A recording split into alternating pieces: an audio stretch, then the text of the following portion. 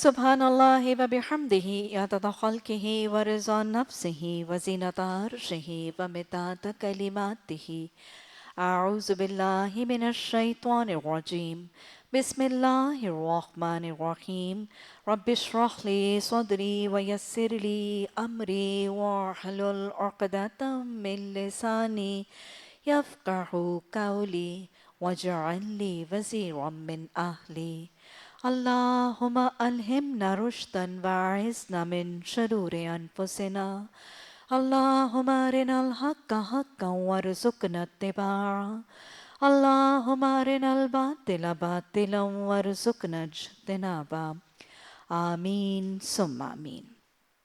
تفسیر سورہ الاعراف آیت نمبر 31۔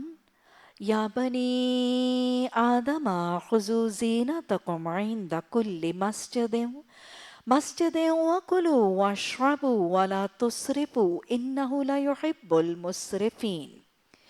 اے بنی آدم، تم کیا کرو؟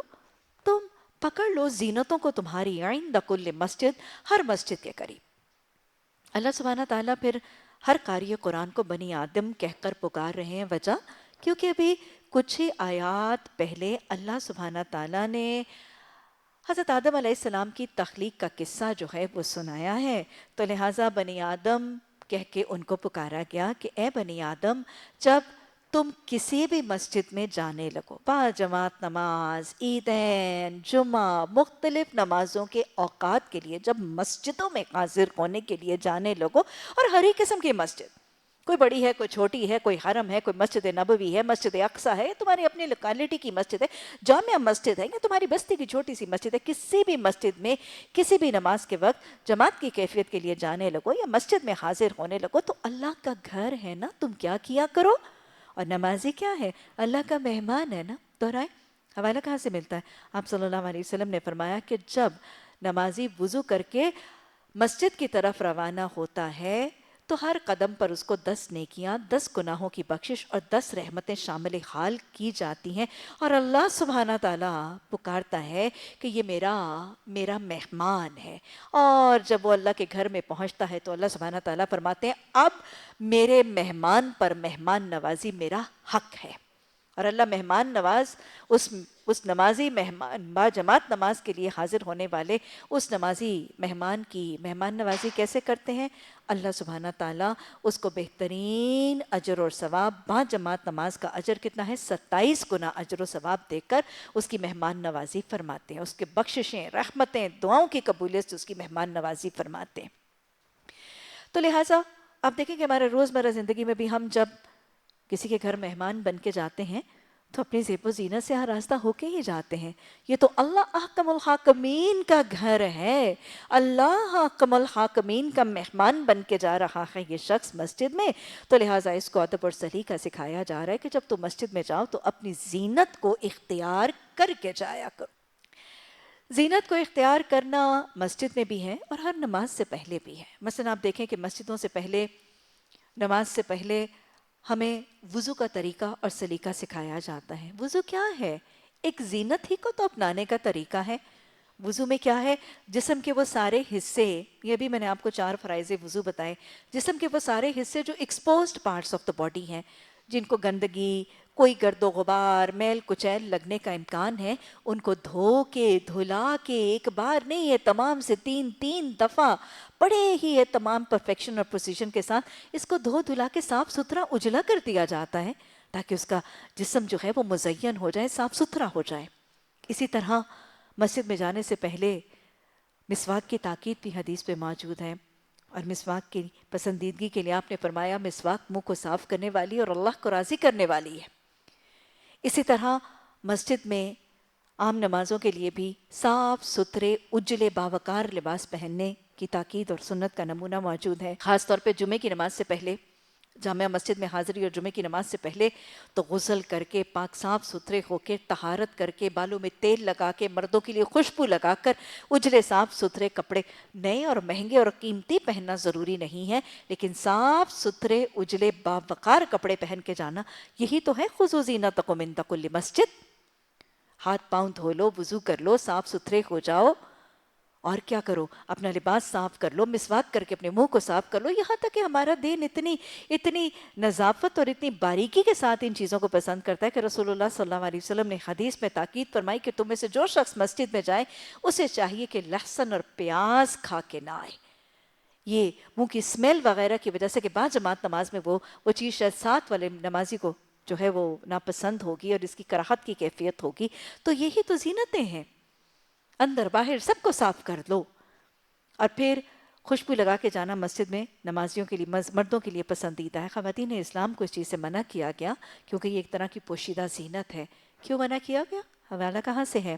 حضرت ابو ہریرہ رضی اللہ تعالیٰ عنہ کی روایت سے بخاری شریف کی حدیث ہے کہ حضرت ابو ہریرہ نے ایک خاتون کو مسجد سے پلٹتے ہوئے دیکھا اور اس سے خوشبو کی لپٹیں اور خوشبو کی مہکیں آ رہی تھیں. تو حضرت ابو ہریرہ نے اس سے مخاطب ہو کر پوچھا کہ اے خدائے جبار کی بندی، کیا تو مسجد سے آ رہی ہے؟ اے خدائے جبار کی بندی، کیا تو مسجد سے آ رہی ہے؟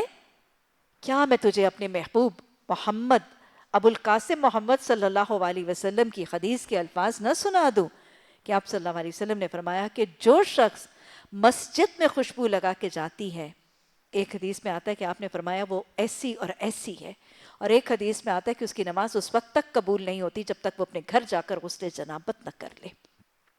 تو لہٰذا یہ پوشیدہ زینتوں میں سے ایک زینت خوشبو ہے. خاتون اپنے شوہر کے آگے تو اس خوشبو کا استعمال کر سکتی ہیں، لیکن اس کے علاوہ باقی کسی دائرہ کار کے اندر، ہاں خواتین اور شوہر کے آگے تو اس کو استعمال کیا جا سکتا ہے، لیکن یہ ایک زینت ہے، اس کو اس دائرہ کار کے بیونڈ کہیں اور استعمال نہیں کیا جا سکتا. مسجد میں بھی اس کی ممانعت موجود ہے. تو لہٰذا اللہ سبحانہ تعالیٰ نے طریقہ کار سکھا دیا کہ جب مسجدوں میں جاؤ گے تو مسلمانوں کا، نمازیوں کا ایک وقار ہے. اور ویسے بھی نمازی جو ہے وہ اللہ کے شاعر میں سے ایک شاعرہ ہی بھی تو ہے. اللہ کی پہچان، دین اسلام کی پہچان ہے. تو لہٰذا اسلام کا تعارف کروانے والا قرآن کا نمائندہ ہے، محمد صلی اللہ علیہ وسلم کی امت کا فرما برداروں کا ایک نمائندہ ہے. اس کا ایک اپنا وقار، ایک تشخص، ایک اٹھان جو ہے اس کو قائم اور اس کو برقرار رکھنا اس حوالے سے ضروری ہے. پھر اللہ نے فرمایا کلو، کھاؤ، کھا لو، واشربو، پی لو. گویا کھانا پینا منع نہیں ہے، اللہ کھانے اور پینے کا حکم دے رہے ہیں. اللہ رحمان، اللہ خالق نے بلکہ اس پوری کی پوری روئے زمین کو ہمارے کھانے پینے کے بندوبست کے لیے ایک طریقہ اور ایک ذریعہ بھی تو بنایا ہے. اس زمین میں کہیں چشمے، کہیں نہریں، کہیں آبشاریں، کہیں فوارے جاری کر دیے ہمارے پینے کے اہتمام کے لیے. اور اس پوری کی پوری روئے زمین کو اور اس کے سینے کو انسان کے لیے دسترخوان بنا دیا.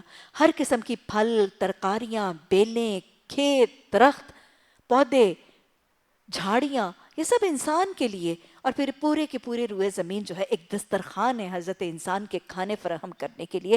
تو یہ تو سارا کچھ اللہ نے خود فراہم بھی کیا اور قلو اور وشربو بھی کہہ دیا، کھاؤ پیو، یہ سارا کچھ میں نے تمہارے لیے اگایا ہے. گویا کھانا پینا ناجائز نہیں ہے، منع نہیں ہے، حرام نہیں ہے، جائز ہے. بلکہ بسا اوقات تو اگر کھانا پینا صرف اپنے جسم کے حق ادا کرنے کے لیے کیا جائے گا، طاقت اور توانائی اللہ کی عبادت کے لیے، اللہ کی اطاعت کے لیے، دین کی تبلیغ اور ارشاد کے لیے طاقت اور توانائی کے لیے کھانا اپنے جسم کو فراہم کیا جائے گا تو یہ تو عین عبادت بن جائے گی، یہ تو عین رب کی رضا کا ذریعہ بن جائے گا. تو لہٰذا کھانا پینا جائز بھی ہے، حلال بھی ہے، پسندیدہ بھی ہے، بعض حالتوں میں کیا ہے، عبادت بھی ہے، لیکن بشرطے کہ اللہ کی بتائی ہوئی حدود اور قیود کے مطابق ہو، اللہ کے بتائے ہوئے حلال اور حرام کے احکامات کی حد کے مطابق ہو، حلال اور حرام کی قید کے مطابق ہو، رزق حلال کے حوالے سے ہو، اور حدود سے تجاوز کرنے والا طریقہ کار نہ ہو. تو یہی طریقہ اللہ فرما رہے کھاؤ پیو. میں تمہیں کھانے پینے سے منع نہیں کرتا، روکتا نہیں ہوں. یہ سارا کھانے پینے کی چیزیں میں نے تمہارے لیے ہی فراہم کی ہیں، تمہارے لیے بیان کی ہیں، تمہارے لیے اختیار کی ہیں، تمہیں ان کا علم اور ان کا فہم دیا. کھاؤ پیو، کھل کے کھاؤ، لیکن کھانے میں کیا نہ کرنا، وَلَا تُسْرِفُوا. پینے میں کیا نہ کرنا، وَلَا تُسْرِفُوا. کیوں نہ کریں؟ کمائی ہماری ہے، پکا سکتے ہیں، بنا سکتے ہیں، لا سکتے ہیں، فینڈ فیچ کر سکتے ہیں. ہمارے شوہر کی کمائی، ہمارے بیٹوں کی کمائی ہے، کیوں نہ زیادہ کھائیں، اسراف کیوں نہ کریں. انہ لا یحب المسرفین. یاد رکھنا اگر کھانے پینے میں بھی اسراف کرو گے تو اسراف کرنے والے وہ ہیں جو اللہ کے محبوب بندوں کی سب سے نکل جاتے ہیں, اللہ کی محبت سے محروم ہو جاتے ہیں. کھانے پینے کا حکم اور اجازت دیا گیا, لیکن ان چیزوں میں اسراف سے بچنے کی تاکید کر کے وجہ بتا دی گئی کہ اگر ان چیزوں میں بھی اسراف کرو گے تو اللہ کی محبت سے محروم اور اللہ کے محبوب بندوں کی سب سے خارج کر دیے جاؤ گے. تو گویا ان چیزوں میں اسراف کو سمجھنا اور اس سے بچنا انتہائی ضروری ہے. لیکن اگر آج آپ معاشرے میں دیکھیں تو ان دونوں چیزوں میں اسراف حد سے زیادہ نظر آتا ہے. پینے میں اسراف, آپ نے بسا اوقات سنا ہوگا پینے میں اسراف, پانی پینے میں اسراف نہیں ہے. پانی تو ویسے جتنا پیا جائے اتنا ہی صحت کے لیے مفید ہے, لیکن آپ نے بسا اوقات سنا ہوگا کچھ لوگ چائے پیتے ہیں اور بس پیتے ہی چلے جاتے ہیں. میری ایک رشتہ دار ہے, عزیزہ ہے, وہ کہتی ہیں کہ اور بڑے فخر سے سناتی ہیں ہمارے گھر تو چائے اتنی ہوتی ہے کہ بس وہ کیتلی جو ہے وہ تو چولہے سے اترتی ہی نہیں. گویا فخر کی بات ہے, یہ چائے پینے میں اسراف ہے, حد سے ارے پینی ہے 2 ٹائم پی لو, 1 ٹائم پی لو, 3 ٹائم پی لو میکسیمم. یہ کیا طریقہ, یہ کیا وتیرہ ہوا کہ بس وہ کیتلی ہے کہ وہ کیٹل ہے کہ وہ چولہے پہ ہے, ہر دم ہر گھڑی تیار ہے, ہم چائے بن رہی ہے اور چائے پی جا رہی ہے. تو یہ کیا ہے, اسراف ہے. آپ نے دیکھا ہوگا کہ بسا اوقات آج وہ سافٹ ڈرنکس میں, یہ جو فزی ڈرنکس ہیں, اس میں بھی بہت زیادہ اسراف کا معاملہ. بسا اوقات لوگوں کو لقمہ حلق سے نیچے نہیں اترتا جب تک کوئی پیپسی یا جو کوئی 7 اپ وغیرہ سامنے موجود نہ ہو. تو یہ اسراف بھی ہے. اور آج کے دور میں تو یہ یہودی معیشت کی معاونت بھی ہے. آج وہ ساری فزی ڈرنکس جو جیو پروڈکٹس ہیں ان کو بھی بین کرنا اپنی زندگی کا ایک طریقہ بنا لیجئے. ویسے بھی ان کے اسراف سے بچنا بہت زیادہ بہتر ہے. بہت زیادہ مضر اور بہت زیادہ ضرر رساں اثرات دانتوں پر, منہ پر, حلق پر, معدے پر, کڈنی پر, اتنے ضرر رساں اثرات ہیں ان فزی ڈرنکس کے کہ بسا اوقات ان کی تیزابیت کی وجہ سے جو جسم پر اثرات مرتب ہونے, آج ہماری یوتھ اور ہمارے ینگسٹرز اس چیز کو جانتے نہیں ہیں, اور کھانا مکمل ہی نہیں ہوتا جب تک 2 لیٹر کی پیپسی کی بوتل جو ہے وہ دسترخوان پر موجود نہ ہو. تو یہ کیا ہے, یہ ایک طرح کا اسراف ہے. کھانے میں اسراف, کھانے میں اس قدر اسراف موجود ہے, کھانے کے اوقات میں اسراف نظر آتا ہے. آپ نے حضرت عائشہ کو کیا فرمایا تھا؟ حضرت عائشہ رضی اللہ تعالی عنہ ابھی بالکل ٹین ایجر تھیں, 18 ایئرس کی تو تھیں جب رسول اللہ صلی اللہ علیہ وسلم فوت ہو گئے. حیات طیبہ کا موقع ہے کہ آپ نے ایک دفعہ حضرت عائشہ رضی اللہ تعالی عنہ کو 2 دفعہ تازہ کھانا پکا کے کھاتے ہوئے دیکھا تھا. تربیت, تزکیہ, یزکیہم کیسے کیا تھا؟ عائشہ کیا تو چاہتی ہے کہ تیری زندگی کھانا ہو جائے؟ آج اسراف اس کھانے کے انداز میں نظر آتا ہے. کھانے کی ٹائمنگز میں اسراف ہے. صبح کا ناشتہ, ناشتے کے بعد 10-11 بجے, خاص طور پہ آپ نے اسکولوں کالجوں کے اندر یہ بریک کا طریقہ یہاں پہ بھی ویسے رائج ہے.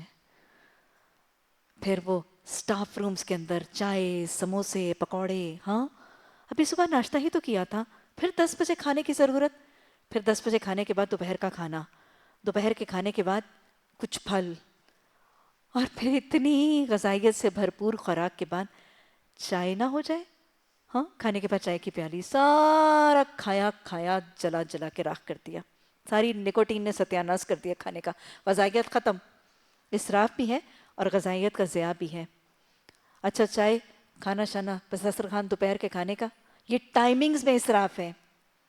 پھر اس کے بعد شام کی چائے, چائے کے ساتھ کچھ ہلکا پھلکا ہو جائے نا, ہاں بسکٹ, کیک, سموسے, کچھ نہ کچھ ہلکا پھلکا, یہ چائے.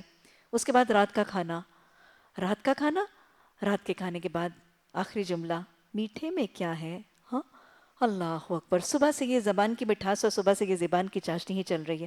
تو لہٰذا یہ اوقات طعام کا اسراف ہمارے معاشرے میں کثیر ہے. آپ کی تاکید عائشہ تو چاہتی ہے تیری زندگی کھانا ہو جائے. اور میں بہت دفعہ حکیم سعید کے جملے کوٹ کیا کرتی ہوں. حکیم سعید جن کی حکمت اور جن کی صحت کے حوالے سے دانائی کے اصول اکثر اصول سمجھے جاتے ہیں, اپنی کتب کے اندر کثرت سے 2 وقت کے کھانے کی تاکید فرماتے نظر آتے ہیں. اچھا, ٹائمنگ کی ایکسیس, پھر کھانے کی پلاننگ اور کوکنگ کی ایکسیس. صبح سے شام تک کھانے پک رہے ہیں، بھن رہے ہیں، مرغن کھانے ہی کچھ ایسے کہ وہ صبح کے چڑھتے اور اس پر فخر ہوتے. میں تو رات کو چڑھا دیتی ہوں، پر صبح اگلے دن دوپہر کو تیار ہوتا ہے. سارا دن، سارا رات کھانے، کوکنگ ریسیپیز، پھر ان ریسیپیز کی چیزیں لانا، پھر ان کو پلان کرنا، پھر پکانا، پھر دسترخوان چننا، پھر کمنٹس وصول کرنا. آج نئی ڈش ہے، کیسی ہے، اس میں کیا چیز زیادہ کریں، آگے سے یہ کم کریں گے، آگے سے یہ زیادہ کریں گے، پھر اگلے کھانے کی پلاننگ. تو سارا دن کھانے پکانے میں وقت لگا دینا، پلاننگ کی ایکسیس ہماری زندگی کا حصہ بنتی چلی جا رہی ہے. کھانے کی ڈسکشن کی ایکسیس. ایک میل پہ بیٹھے ہوئے ہیں، افطار پہ بیٹھے ہوئے ہیں، سحری میں کیا ہوگا، دوپہر کے کھانے میں آج رات میں کیا ہے، اسکول سے آتے سار کھانے میں کیا پکا ہے. ہر طریقے سے کھانے کی ڈسکشن. محفل سے آئے ہیں، پارٹی سے آئے ہیں، شادی سے آئے ہیں، کھانے میں کیا تھا، کس کو ملے کس کو نہیں ملے، مل کے کیا ہوا، کیا کانورسیشن ہوئی سے پہلے، کیک کیسا تھا، کھانا اول مینیو کیا تھا، اچھا مینیو بتا دیا، پکا کیسا تھا. ہاں، تو لہٰذا یہ ڈسکشن کی ایکسیس ہے، یہ اسراف ہے. کھانا ایسے جیسے حواس پہ طاری ہے، حواس پہ طاری ہے، صبح سے لے کے شام تک کھانا حواس پہ طاری ہے. اچھا اس کے بعد کھانے میں اخراجات پر ایکسیس. بہت زیادہ پانی کی طرح بہا دیا جاتا ہے. طعام بے سادگی نبی صلی اللہ علیہ وسلم کا طریقہ کار ہے. کھانا سادہ کھاتے تھے. آپ صلی اللہ علیہ وسلم نے چولہے کی گرم پکی ہوئی روٹی ساری زندگی نہیں کھائی. چھنا ہوا آٹا کھانا سنت رسول صلی اللہ علیہ وسلم کے خلاف ہے، آپ نے نہیں کھایا. سادگی طعام کی دیکھیے. سب سے زیادہ مرغوب غذا کدو. ہمارے دسترخوان پہ آ جائے تو بسا اوقات ناک بھون چڑھائے جاتے ہیں. کدو پکائے، ہاں، کدو میرے رسول صلی اللہ علیہ وسلم کی پسندیدہ ترین خوراک. نبی صلی اللہ علیہ وسلم کا سنت کا نمونہ ملتا ہے کہ آپ ایک دفعہ کسی کے ہاں دعوت پر مدعو تھے اور دسترخوان جب چنا گیا تو کدو ہی کا سالن تھا. جو ہیں وہ ہاتھ سے اٹھا کر روکھے کھاتے چلے جا رہے تھے. تصور ہی موجود نہیں ہے نا ان چیزوں کا. آپ کی زندگی میں طعام کی سادگی موجود تھی. اخراجات میں بس اوقات بہت زیادہ خرچ کر دیا جاتا. یہ سب کھانے کی ایکسیس ہے، اسراف ہے. پھر اس کے بعد کھانا ہی بہت زیادہ کھا لینا، over eating, too much. Eat as much as you can. فخر کیا جاتا ہے. وہ eat as much as you cans میں کیا ہوتا ہے، ہائے اتنا کھانا. اس سے مجھے کوئی بتا رہا تھا کہ کوئی ایک نیا ریسٹورانٹ کھلا ہے، اس میں 90 ڈشز ہیں. اللہ کے بندو تم کتنی کو کھا لو گے، ہرس کی حد ہے. وہاں پہ 90 چون دی گئی دسترخوان پر. یہ سب کیا ہے، یہ اسراف ہی تو ہے. اس پہ پھر خرچ کرنا اسراف ہے. اور پھر جا کے وہاں پہ کھلی چھٹی ہے، جتنا مرضی کھاؤ. اور اینڈ میں حال کیا ہوتا ہے، اوف اتنا کھا لیا کہ وہ پسلیاں بھی دکھنے لگتی ہیں، میدا بھی دکھنے لگتا ہے، اگلنے کو دل کرتا ہے پر نگاہیں ابھی بھی بھری نہیں ہوتی. یہ کیا ہے، دل کرتا ہے باقی کا جیب میں ڈالنے. پیسے دے چکے ہیں اب اس کے. اس پیسے میں بھی تو اسراف تھا. 2-2 ہزار کا ایک ایک میل، یہ سب اسراف ہے. 2-3 ہزار کے ایک ایک میلز جو کھائے جاتے ہیں. میں اور آپ امت کے افراد 2,000 پر ہیڈ ایک میل کا کھا کے آ سکتے ہیں صحیح؟ ارے ادھر کشمیر جل رہا ہے، ادھر فلسطین لٹ رہا ہے، جہاد کے لیے مال چاہیے، دین مفلس ہے، تبلیغ کے لیے مال چاہیے. بھوکے ہمارے معاشرے میں اپنے اوپر مٹی کا تیل ڈال کے اپنے آپ کو خود سوزی کرتے نظر آ رہے ہیں. اس میں کیا یہ اسراف موجود نہیں ہے؟ کیا یہ اسراف کا طریقہ نہیں ہے اس پہ اتنے پیسے لنڈھا دینا؟ اور پھر وہی جو اللہ سبحانہ تعالیٰ قرآن میں کہتے ہیں نا، اہلکتم علی اللبدا، جتنا مہنگا ایٹ ایز یو کین. جتنا مہنگا وہ پتہ نہیں، کوئی تھائی فوڈ کھا کے آتے ہیں، کوئی کہاں فوڈ کھا کے آتے ہیں، اور پھر اس پہ فخر جتایا جاتا ہے میں نے اتنا مہنگا ڈائن آؤٹ کیا. ہم تو کم از کم 10-12 ہزار کی ڈائننگ آؤٹ ہفتے میں کرتے ہی کرتے ہیں. یہ کیا ہے، اسراف کرنا. اور پھر اہلکتم علی اللبدا، اس پر تکبر بھی کرنا کہ میں نے ڈھیر سا مال اپنے کھانے پر لونڈھا دیا. اس کے بعد کھانے میں زیادتی. آپ کو پتہ ہے کہ مومن ایک آنت میں کھاتا ہے اور مومن ایک آنت میں کھاتا ہے اور شیطان 7 آنتوں میں کھاتا ہے. وہ جو کھایا جاتا ہے نا، میں نے اتنا کھا لیا کہ اب تو یہ کھانے کا اسراف ہے. پھر اس کے بعد وہ حاجمولہ اور قارمینہ اور پتہ نہیں کیا کیا کچھ کھایا جاتا ہے. یہ اسراف ہے. ارے بھائی اتنا کھاؤ جتنا معدہ ہضم کر سکتا ہے. بغیر معاونت کے معدہ ہضم کر پاتا ہے اور ہینڈل کر پاتا ہے، اور جسے تمہاری پسلیوں میں اور تمہارے معدے میں تکلیف نہ اٹھائے اتنا کھاؤ. یہ کھانے کا اسراف ہے. پہلے اتنا کھا لیتے ہیں، پھر وہ چڑھ جاتا ہے، پھر اس کو اتارنے کا غم شروع ہو جاتا ہے. پھر بسا اوقات آپ دیکھیں کہ کھانے میں بسا اوقات لوگوں کی عادت ہے کہ ویسے تو اوور ایٹنگ نہیں کرتے لیکن بس ایک چیز کا خپت ہے. کچھ کھاتے ہیں تو بہت مسالے والا کھانا کھاتے ہیں، اسپائسی فوڈز میں اسراف ہو جاتا ہے. کچھ کھاتے ہیں تو بس میٹھے کا ہی بہت شوقین ہے. I have a sweet tooth, اور بس اس سویٹ ٹوتھ کے بہانے میں بس ہر وقت میٹھا ہی میٹھا کھایا جا رہا ہے. کئی لوگ میٹھے میں اسراف کر دیتے ہیں. کچھ لوگ مرغن غذاؤں کے شوقین ہیں، اور مرغن غذاؤں میں ہری سے بن رہے ہیں، نہاریاں بن رہے ہیں، پائے بن رہے ہیں، مغز بن رہے ہیں، گردے کلیجیاں بن رہے ہیں، اور بس پتہ نہیں یہ کیا ہے. یہ ایک ہی کوالٹی کے اندر اسراف ہوتا چلا جا رہا ہے. کچھ لوگ جو ہیں وہ فاسٹ فوڈ کے اندر وہ نارمل بیلنس ڈائٹ کو بھول رہے ہیں اور بس فاسٹ فوڈ میں اسراف ہو رہا ہے. یہ مختلف شکلوں میں اسراف ہے آج ہمارے معاشرے میں، اور ہر ایک چیز کو سمجھنا ضروری ہے اور اس کو نکالنا بھی ضروری ہے. شادیوں میں کھانے پر اسراف ہے. اتنا زیادہ کھانا وہ پھینک دیا جاتا ہے، کوڑے دانوں کا شکار کر دیا جاتا ہے. تو اللہ سبحانہ تعالیٰ نے کہا کہ کھاؤ لیکن کھانے میں اسراف نہ کرو. اور میں آپ کو بتاؤں کہ بدترین قسم کا اسراف آج ہمارے معاشرے میں جو آج ینگ بچیوں کے اندر رائج ہے. پہلے بہت زیادہ کھا لیا، فاسٹ فوڈز کھا لیے، فیزی ڈرنکس پی لیا، وزن بڑھ گیا. اب پہلے اوور ایٹنگ ہو گئی تھی تو اس کے بعد ڈائٹنگ میں اسراف، حد سے زیادہ ڈائٹنگز. پہلے کھایا زیادہ، پھر ہاتھ روکا زیادہ، بھوکھی مر جاتی ہیں، ہلکے پڑ گئے، کمزوری ہو گئی، جسم دکھنے لگا، 100 اور بیماریاں ہو گئیں. اور بدترین فارم آف ڈائٹنگ جو آج اس معاشرے میں جان لوگ بھوکوں مر رہے ہیں، وہ کھاتے پیتے طبقے کی کچھ بچیاں اپنے ڈائٹنگ کے چکر میں پہلے کھاتی ہیں پھر اگلتی ہیں، وامٹنگ کر دی جاتی، کھانے کے بعد اس کھانے کو اگل دیا جاتا ہے، نالی میں بہا دیا جاتا ہے، کوڑے دان میں گرا دیا جاتا ہے. باقاعدہ اس کو ایک میڈیکل النس کہتے ہیں، اس کو ہم بلیمیا کے نام سے جانتے ہیں. اور اس بلیمیا کی بیماری، اس بلیمیا کی عادت کے بعد جتنی بیماریاں میڈیکلی لوگ بتاتے ہیں کہ جتنی بیماریاں خواتین کی اپنی پرسنل بیماریاں، اس کے علاوہ ہارمونل بیماریاں، چہرے پر بالوں کا آ جانا اور مختلف قسم کی گائنیکولوجیکل پرابلمز اس کے بعد امٹ آتی ہیں. اور ہمارے معاشرے میں آپ کو بتاؤں یہ چیز بہت کامن ہوتی چلی جا رہی، کیونکہ کھانا ریزسٹ نہیں ہو سکتا نا. وزن بھی اتارنا ہے، پتلی بھی ہونا ہے، ماڈل بھی بننا ہے، ڈائٹنگ بھی کرنی ہے، لیکن دسترخوان پر اتنا ہے اہل خانہ کے ساتھ بیٹھ کے چسکا بھی لگانا ہے. پہلے خوب سا کھا لیا اور پھر بڑی کنوینئنٹلی جا کے اس کو اگل دیا. یہ ضیاع بھی ہے، ناشکری بھی ہے، اسراف بھی ہے، اور اللہ کی نعمتوں کی بدترین ناقدری بھی ہے. اللہ سبحانہ تعالیٰ ہمیں اپنی زندگی میں اعتدال کو قائم رکھ کے ان حرام کاموں سے بچنے کی اور اس تعلیم کو معاشرے میں عام کرنے کی توفیق عطا فرمائے. اللہ نے کہا کھاؤ پیو، لیکن اپنے کھانے میں، پینے میں، پہننے میں، اوڑھنے میں، زندگی کے کسی شعبے میں کیا نہ کرنا، اسراف نہ کرنا. قل کہہ دیجئے، من حرم زینت اللہ التی اخرج لعبادہ، کس نے حرام کی ہے وہ زینت جو میں نے نکالی ہی اپنے بندوں کے لیے. زینتوں، سجاوٹ، آرائش، سجنے بننے سورنے کے حوالے سے ایک زاویہ سمجھایا جا رہا ہے. میں پھر بتا رہی، اس آیت میں کیا؟ زینتیں اپنانا. زینت کیا ہے؟ آرائش، خوبصورتی، وہ چیز جو حسین بناتی ہے، خوشنما بناتی ہے. Makes you look beautiful, makes you look better than what you were looking before. ہاں، تو ایسی چیزیں جو ہمیں خوشنما بناتی ہیں، خوبصورت بناتی ہیں، ہماری زینت میں، ہمارے حسن میں اضافہ کرتی ہیں، ان کے ساتھ ایک مسلمان کا رویہ کیا ہونا ضروری ہے، اس کی حدود اور قیود کیا ہے.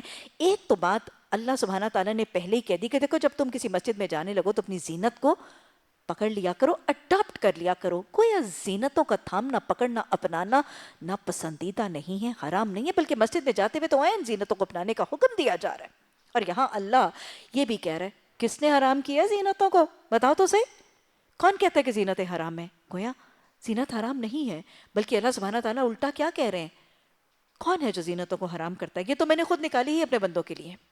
اور واقعی اللہ سبحانہ تعالیٰ نے زینت کے، سجنے کے، بننے کے، سورنے کے، خوبصورت اور خوشنما بننے کے سارے اسباب اللہ سبحانہ تعالیٰ ہی نے تو کریٹ کیے ہیں، اسی نے تو بنائے ہیں. کپاس کا پودا بنایا، کپاس کے پھول لگائے. اللہ سبحانہ تعالیٰ نے ریشم کا کیڑا بنایا، اس کو ریشم کا دھاگا بنانا سکھایا. اللہ سبحانہ تعالیٰ نے پولیسٹرز، ریونز، فائبرز، مختلف قسم کے فیبرکس بنا دیے اور بنوا دیے، انسان کو اس کا علم فہم بتا دیا. اسی طرح اللہ سبحانہ تعالیٰ نے سونے، چاندی، اس کی کانیں بنا دی، را فارم بنا دیا، اس کو نکالنے کا طریقہ حضرت انسان کو سکھا دیا. اللہ نے موتی بنائے، مونگے بنائے، جواہرات بنائے، ہیرے بنائے. اور پھر اللہ نے سمندر کے اندر بیٹھے ہوئے نیچے، وہ سمندر کی تہوں کے نیچے، وہ سی بیڈ کے اوپر، سمندر کی تہ کے اندر ایک گھونگے کو، ایک سیپ کے اندر پرلز بنانے سکھا دیے، موتی بنانے سکھا دیے. انسان کو، ڈیپ سی ڈائیورز کو ان موتیوں کو نکالنا، ایکسپلائٹ کرنا سکھا دیا. تو یہ سارے اسباب، رنگ اس قدرت میں بکھیر دیے، ڈائز، پگمنٹس ہمارے لباسوں کو رنگنے کے لیے ہمیں فراہم کر دیے. تو کائنات میں تو اللہ، زمین میں، آسمان میں، اللہ نے سجنے کے، بننے کے، سورنے کے، خوبصورت بننے کے، اپنی آرائش، اپنی زیب و زینت کرنے کے سارے وسائل، سارے اسباب فراہم کر دیے ہیں. اور یہاں اللہ کہہ رہے کہ یہ حرام کس نے کیے ہیں؟ یہ تو حرام نہیں ہے.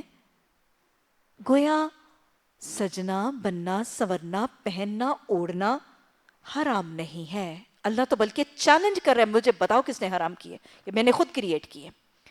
یہ سب چیزیں اپنانا، پہننا، اوڑھنا، سجنا، بننا، سورنا شریعت کے اور قرآن و حدیث کے احکامات کے حوالے سے حرام نہیں ہے، ناجائز نہیں ہے. نہ حرام ہے، نہ ناجائز ہے، نہ ہی ناپسندیدہ ہے، نہ ہی منع ہے. 4 باتیں میں بتا رہی ہوں. پہننا، اوڑھنا، سجنا، زینتیں، خوبصورتی کے طریقے اپنانا ناجائز ہیں، نہ حرام ہے، نہ منع ہے، اور نہ ہی ناپسندیدہ ہے، بلکہ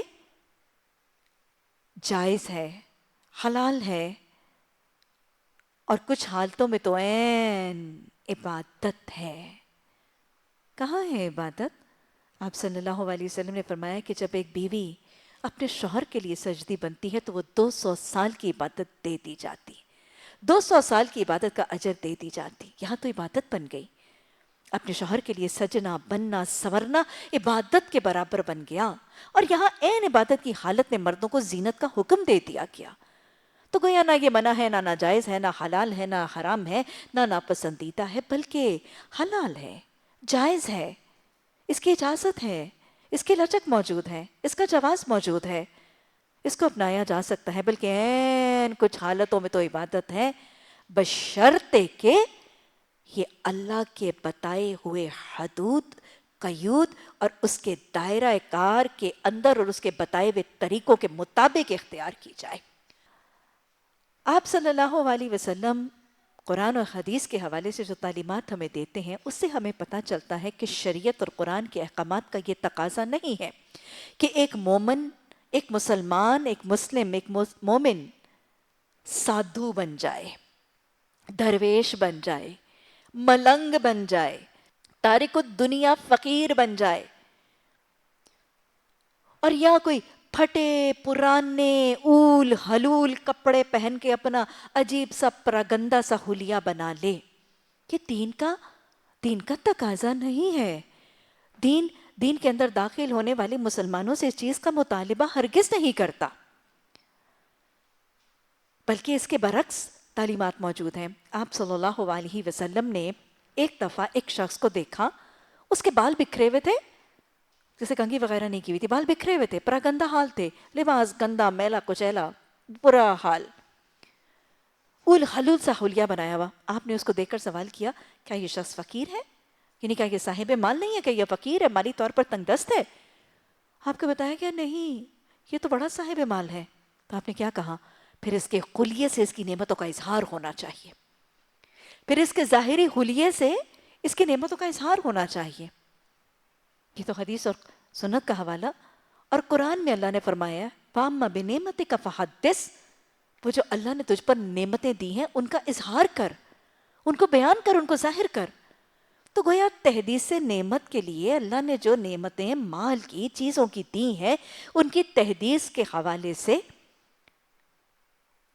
کچھ زینت اپنانا، لباس پہننا، اوڑھنا اللہ کی بتائی ہوئی حدود اور قیود کے مطابق ناجائز نہیں ہے، بلکہ تحدیث نعمت اور حدیث کے حوالے سے یہ اس کی تاکید موجود ہے. کیونکہ مسلمان کا ایک وقار ہے، ایک مسلمان کا جو دین کا گواہ ہے، جو اس دین کی شہادت، اس قرآن کا علمبردار بن کے اٹھا ہے، اس حدیث اور سنت کی تعلیمات کی گواہی دینے کے لیے نکلا ہے، اس کا مبلغ، اس کا دائی، اس کی تعلیم کو لے کر اٹھا ہے، اس کی شخصیت اس کی علمبردار ہے، تو اس کی گواہی دینے والے، اس کی دعوت اور اس کی تبلیغ کرنے والے کی شخصیت کے اندر ایک روب، ایک وقار، ایک اٹھان ہونی چاہیے۔ اس کے لیے اسے اچھا پہننا، اوڑھنا، ہاں میں بار بار دہرا رہی ہوں، قرآن و حدیث کی احکامات اور حدود اور اسراف اور تکبر اور ریاض سے بچ کر لباس التقوی کے دائرے کے اندر اچھا پہننا اوڑھنا اس کے لیے جائز کیا؟ حدیث اور قرآن کی تاکید کے مطابق۔ ایک دیندار کو یہ ضروری نہیں ہے کہ اس کے کپڑے جو ہیں وہ میلے کچیلے ہوں، پھٹے پرانے ہوں، اس کی شرٹ ایک رنگ کی، اس کی شلوار دوسرے رنگ کی، دوپٹے کے اوپر استری نہیں ہوئی، بال بکھرے میں، یہ کوئی دینداری کا تقاضا نہیں ہے، بلکہ دینداری کے برخلاف ہے، اسلام کا رعب گھٹانے کا عمل ہے۔ مسلمانوں کا ایک رعب اور وقار اور اٹھان ہونی ضروری ہے۔ اور یہ بھی یاد رکھیے کہ یہ بھی کوئی غیر دینی رویہ نہیں ہوگا کہ اگر کوئی پہنتا اوڑھتا ہے۔ بس اوقات لوگ کہتے ہیں دین کی دعوت دینے اور دین کی تبلیغ کرنے والوں کی وہ اچھی دیندار ہے، وہ اچھی معلمہ ہے، اتنا پہنتی اوڑھتی ہے۔ گویا پہننا اوڑھنا دین کے تقاضوں کے خلاف نہیں ہے، اور یہ کوئی لا دینی طریقہ نہیں ہوگا اگر کوئی پہن اوڑھ لے گا۔ یہ میں اس لیے بتا رہی ہوں کہ بسا اوقات کچھ لوگوں کو بہت اچھا پہننے اوڑھنے کا شوق ہے، اور وہ محض دین میں داخل اس خوف سے نہیں ہوتے کہ میں یہاں چلی جاؤں گی تو شاید مجھے سادھو بننا پڑے گا، کوئی ملنگ بن جاؤں گی۔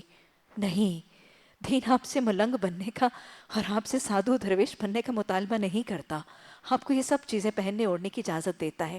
اور میں آپ کو بتاؤں، ایک دین کی دعوت دینے والے کو بھی اپنا تشخص اور وقار مینٹین کرنا ہے، تاکہ جن کو دعوت دی جا رہی ہے ان کے دلوں میں کہیں یہ خوف اور یہ خیال نہ آ جائے کہ مجھے اپنا رویہ ایسا اولنا پڑے گا اگر میں دین میں داخل ہوئی۔ اور یاد رکھیے، یہ بدگمانی سے بچنے کے لیے اگر دائی اپنا تھوڑا سا اٹھان مینٹین کرتا ہے کہ شاید کچھ لوگ دین سے بدگمان اور خائف نہ ہو جائیں، تو ایسا کرنا اس دائی کے لیے جائز پسندیدہ بھی ہوگا۔ اپنے دین کی دعوت میں اپنے اٹھان اور اپنے وقار کو مینٹین کیجیے گا۔ پہننا اوڑھنا ہے لیکن شریعت کی حدود کے مطابق۔ لباس کیسا ہونا چاہیے؟ لباس التقوی، اس پر کل وضاحت سے بات ہوئی تھی۔ لباس کی حد اور قیود میں اگلی چیز کیا مد نظر رکھنی ہے؟ وَلَا يُبْدِينَ زِينَتَهُنَّ إِلَّا مَا ظَهَرَ مِنْهَا، ان زینتوں کو ایک خاص دائرے کے بیونڈ ظاہر نہیں کرنا۔ گھر سے نکلنا ہے، وَلَا تَبَرُّجْنَ تَبَرُّجَ الْجَاهِلِيَّةِ اولا، جاہلیت کی عورتوں کی طرح اپنے تبرج اور اپنی زینتوں کو ڈیمنسٹریٹ کرتے ہوئے ایک دائرے کے بیونڈ نہیں نکلنا۔ یدنین علیہن من جلابیبہن، اپنی زینتوں کو ان بڑی بڑی جلبابوں کے ذریعے چھپا کر ایک خاص دائرے کے آگے ظاہر کرنے کی اجازت دی گئی ہے۔ اچھا پہنا اوڑھا جا سکتا ہے۔ ایک امام کا تذکرہ آتا ہے کہ ان کو بہت اچھا پہننے اوڑھنے کی عادت تھی، اللہ نے مالی استطاعت بھی دے رکھی تھی۔ کیا کرتے تھے؟ عادت اور شوق اور ذوق تھا، روز نیا لباس زیب تن کرتے تھے۔ مال دیا تھا اللہ نے، روز نیا لباس زیب تن کرتے تھے، لیکن کیا کرتے تھے؟ جو پچھلا لباس تھا وہ راہ اللہ صدقہ خیرات کر دیتے تھے۔ تو پہنے اوڑھیں اپنی جیب کے مطابق، اسراف ریاض تکبر سے تقوی کا لباس پہن کر پہنے اوڑھیں۔ اگر پہننا اوڑھنا چاہتے ہیں، شریعت میں ممانعت نہیں ہے، لیکن پھر لباس اتنے نہ ہوں اور اتنے کثیر نہ ہوں کہ لباس پہننے کا نوبت ہی نہ آئے اور موسم گزر جائے۔ بس اوقات آپ نے دیکھا ہوگا کہ وارڈروبس میں اور الماریوں میں اتنے جوڑے لٹکے ہوئے ہوتے ہیں، موسم کے اتنے لباس نکلتے ہیں کہ بہت سے لٹکے ہوئے رہ جاتے ہیں، پہننے کی نوبت نہیں آتی اور موسم نکل جاتا ہے۔ تو یہ سب اسراف ہے۔ اور ویسے یاد رکھیے گا، سادگی کا لباس جو پہنتا ہے، کل کی حدیث دہرا لیجئے، جو مالی استطاعت کی، یہ میں نے آپ کو اجازت اور لچک بتا دی ہے، لیکن بہرکیف سادگی کو دین میرے اور آپ کے لیے پسند ضرور کرتا ہے۔ سنت یہ نمونہ وضع ضرور کرتی ہے، حدیث سادگی کے لیے خوشخبری دیتی ضرور ہے۔ جو شخص مالی استطاعت کے باوجود سادہ لباس پہنتا ہے، قیامت کے دن اللہ سبحانہ تعالیٰ اس کو جنت کے لباسوں میں سے یہ آپشن دے دیں گے، اس میں سے جو لباس تو چاہتا ہے اپنے لیے پسند فرما لے۔ تو لہٰذا یہ وہ عزت اور وقار، اور دہرا لیجئے، جو نمود و نمائش اور دکھاوے اور واہ واہ اور شہرت کا لباس، حدیث کے الفاظ ہے، جو شہرت کا لباس پہنتا ہے، اللہ سبحانہ تعالیٰ قیامت کے دن اس کو ذلت کا لباس پہنائیں گے۔ اللہم لا تجعلنا منہم۔ اللہ ہمیں اپنے لباس التقوی کے پیمانے کے مطابق بنانے اور حدود لباس کے مطابق پہننے اور اپنانے کی توفیق عطا فرما دے۔ اللہ نے فرمایا، کہو کس نے اللہ کی زینت کو حرام کیا ہے جسے اللہ نے اپنے بندوں ہی کے لیے نکالا ہے، اور کس نے خدا کی بخشی ہوئی پاک چیزیں حرام کی ہیں؟ کہو یہ ساری چیزیں دنیا کی زندگی میں بھی ایمان لانے والوں کے لیے ہیں، اور آخرت میں تو وہ صرف انہی کے لیے ہیں جو ایمان لانے والے ہیں۔ اسی طرح ہم اپنی باتیں صاف صاف بیان کرتے ہیں ان لوگوں کے لیے جو علم رکھنے والے ہیں۔ محمد صلی اللہ علیہ وسلم ان سے کہو، میرے رب نے جو چیزیں حرام کی ہیں وہ تو یہ ہے کہ بے شرمی کے کام، خواہ وہ کھلے ہیں خواہ وہ چھپے ہیں، گناہ اور حق کے خلاف زیادتی، اور یہ کہ اللہ کے ساتھ تم کسی ایسے کو شریک کرو جس کے لیے اس نے کوئی سند نازل نہیں کی، اور یہ کہ اللہ کے نام پر کوئی ایسی بات کہو جس کے متعلق تمہیں علم نہیں کہ وہ حقیقت میں اس نے فرمائی۔ ہر قوم کے لیے مہلت کی ایک مدت مقرر ہے، پھر جب کسی قوم کی مدت آن پوری ہوتی ہے تو ایک گھڑی بھر کی تاخیر اور تقدیم نہیں ہوتی، اور یہ بات اللہ نے آغاز تخلیق ہی میں صاف فرما دی تھی کہ اے بنی آدم، یاد رکھو اگر تمہارے پاس خود تم ہی میں سے ایک رسول آئیں جو تمہیں میری آیات سنا رہے ہوں۔ اب وہی اصول، وہی سمری جو سورہ اعراف کی سمری ہے، اللہ کی کتاب اور اللہ کے رسول کی تعلیمات کو مانو گے تو کامیاب ہوگے، نہیں مانو گے تو ناکام ہوگے۔ اس خلاصے کو پھر دہرایا جا رہا ہے کہ سب رسولوں نے تمہیں میری آیات دے کے کیا بتایا؟ جو کوئی اللہ کے کلام، اللہ کے رسول، ان کی نافرمانی سے بچے گا اور اپنے رویے کی اصلاح کر لے گا تو اس کے لیے کیا ہے؟ فَلَا خَوْفٌ عَلَيْهِمْ وَلَا هُمْ يَحْزَنُونَ۔ نہ دنیا میں، نہ موت میں، نہ قبر میں، نہ حشر میں، نہ پل صراط پہ، نہ حساب کتاب میں، نہ جہنم کی تنگیوں میں اس کے لیے کوئی خوف اور کوئی غم نہیں۔ کس کے لیے؟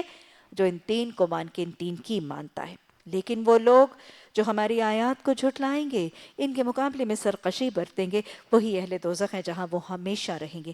ظاہر ہے اس سے بڑھ کر ظالم اور کون ہو سکتا ہے جو بالکل جھوٹی باتیں گھڑ کر اللہ کے ساتھ منسوب کرے یا اللہ کی سچی بات کا انکار کرے۔ ایسے لوگ اپنے نوشہ تقدیر کے مطابق اپنا حصہ پاتے رہیں گے یہاں تک کہ وہ گھڑی آ جائے۔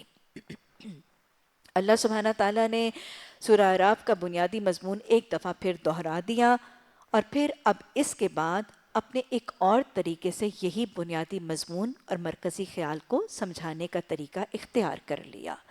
میں نے آپ کو اس دن ابتدا ہی میں بتایا تھا سورہ اعراف کی، اور بہت دفعہ یہ بات دہرائی جاتی ہے کہ اللہ سبحانہ تعالیٰ جب کوئی بات اور چیز سمجھانا چاہ رہے ہوتے ہیں تو چار طریقے اختیار کرتے ہیں: ماضی کے، ہمارے حالات کے، کائنات کی نشانیوں کے، اور مستقبل کے۔ اب یہاں پہ جو بات سورہ اعراف میں اللہ سبحانہ تعالیٰ ذہن نشین کرنا چاہتے ہیں، سمجھانا چاہتے ہیں، رب ان کروانا چاہتے ہیں، اس کو سمجھانے کے لیے مختلف طریقے، مختلف لاجکس اختیار کی جا چکی ہیں۔ اب مستقبل کا نظارہ دکھایا جائے گا، اور اسی کی بنیاد پر اس سورت کا نام سورہ اعراف بھی ہے۔ مکی صورتوں میں جنت اور جہنم کے نظارے اللہ نے دکھائے ہیں، بہت دفعہ دکھائے، لیکن سورہ اعراف میں اس مقام پر یہ بات سمجھانے کے لیے جس انداز سے یہ نظارہ دکھایا جائے گا وہ بالکل جیسے کہتے ہیں کہ ایک نرالا سا طریقہ ہے، ایک اچھوتا سا طریقہ ہے، اور قرآن میں شاید یہ طریقہ آپ کو اور کہیں نظر نہیں آئے گا۔ اللہ سبحانہ تعالیٰ اگلی کچھ رکوعات میں قیامت کے دن جنتیوں، جہنمی اور صاحب اعراف کے درمیان ہونے والی رودات کو اور ان کے آپس کے ہونے والے مکالمے کو اس خوبصورت انداز میں بیان کریں گے کہ پڑھنے والا پڑھتا چلا جائے گا اور یوں لگے گا کہ جیسے آنکھوں کے سامنے ایک نظارہ، ایک سین، ایک ریل چل گئی ہے قیامت کے دن کی ہیپننگز، اور ان لوگوں کے مکالمے ایسے لگے گا کہ جیسے اس سین اور نظارے میں ہم خود اپنے کانوں سے سن رہے ہیں۔ تو گویا وہ بات سمجھانے کے لیے جو اللہ سمجھانا چاہتے ہیں ہمیں سورہ اعراف کے بنیادی مضمون میں، اب قیامت، جنت، جہنم، صاحب اعراف کا ایک مکالمہ اور ایک سین دکھایا جائے گا تاکہ ہمیں یہ حقیقت باور کروا دی جائے۔ بتایا جا رہا ہے کہ جو نافرمانی کرنے والے ہیں وہ اپنا حصہ پاتے رہیں گے یہاں تک کہ وہ گھڑی آ جائے. یعنی اللہ کے نافرمانوں سرکشوں کی جب موت کا وقت آئے گا تو اس کے بعد کیا ہوگا؟ موت کے وقت سے لے کر حشر، جنت، جہنم، اعراف کا تذکرہ اب اس کے آگے رودات کی شکل میں موجود ہے کہ نافرمانوں کو وہ یہ اپنی دنیا کی زندگی میں حصہ پاتے رہیں گے یہاں تک کہ وہ گھڑی آ جائے جب ہمارے بھیجے ہوئے فرشتے کون سے ہیں؟ ملک الموت اور ملک الموت کے ساتھ آنے والے فرشتوں کے پرے جو جان کنی کے موقع پر روح کو قبض کرنے کے لیے آتے ہیں، یہاں تک کہ فرشتے ان کے روحیں قبض کرنے کے لیے پہنچ جائیں. اس وقت وہ ان سے پوچھیں گے بتاؤ اب تمہارے وہ معبود جن کو تم خدا کے بجائے پکارتے تھے وہ کہاں گئے؟ کویا نافرمان اور سرکش کی موت کے وقت ہی سے اس کے ساتھ سختی، اس کے ساتھ ذلت، اس کی رسوائی اور اس کے ساتھ وہ سارے کے سارے معاملات جو اس کے ساتھ آگے آنے والے ہیں اس کی رودات کا آغاز ہو جاتا ہے. وہ کہیں گے اب وہ جن کو شریک کرتے تھے اب کہاں ہیں؟ وہ کہیں گے سب ہم سے گم ہو گئے. کون کہے گا؟ وہ شخص جس کی موت کا وقت ہے جب فرشتے ملک الموت اس سے پوچھیں گے بتاؤ نا وہ جن کو شریک کرتے تھے، وہ جو تمہارے جتھے والے تھے اب کہاں گئے ہیں؟ اب بلاؤ نا ہمارے مقابلے میں ان کو، چھڑا لیں، بچا لیں، کر لیں. تو وہ کہیں گے نہیں، وہ تو سب ہم سے گم ہو گئے. اور وہ خود اپنے خلاف گواہی دیں گے کہ ہم واقعی منکر حق تھے. اللہ فرمائے گا جاؤ تم بھی اسی جہنم میں چلے جاؤ جس سے پہلے تمہارے گزرے ہوئے گروہ جن و انس جا چکے ہیں. ہر گروہ جب جہنم میں داخل ہوگا تو اپنے پیش رو گروہ پر لعنت کرتا ہوا داخل ہوگا. وہ شخص فوت ہو چکا ہے، وہ کہے گا کہ میں اپنا اعتراف خطا کرے گا اور کہے گا کہ میں انکار حق کرتا تھا. اللہ کہے گا جاؤ اب جنت میں داخل ہو جاؤ. جب جنت میں داخل ہوگا تو داخل ہوتے وقت اپنے پیش رو پر لعنت کرے گے. کون سے پیش رو؟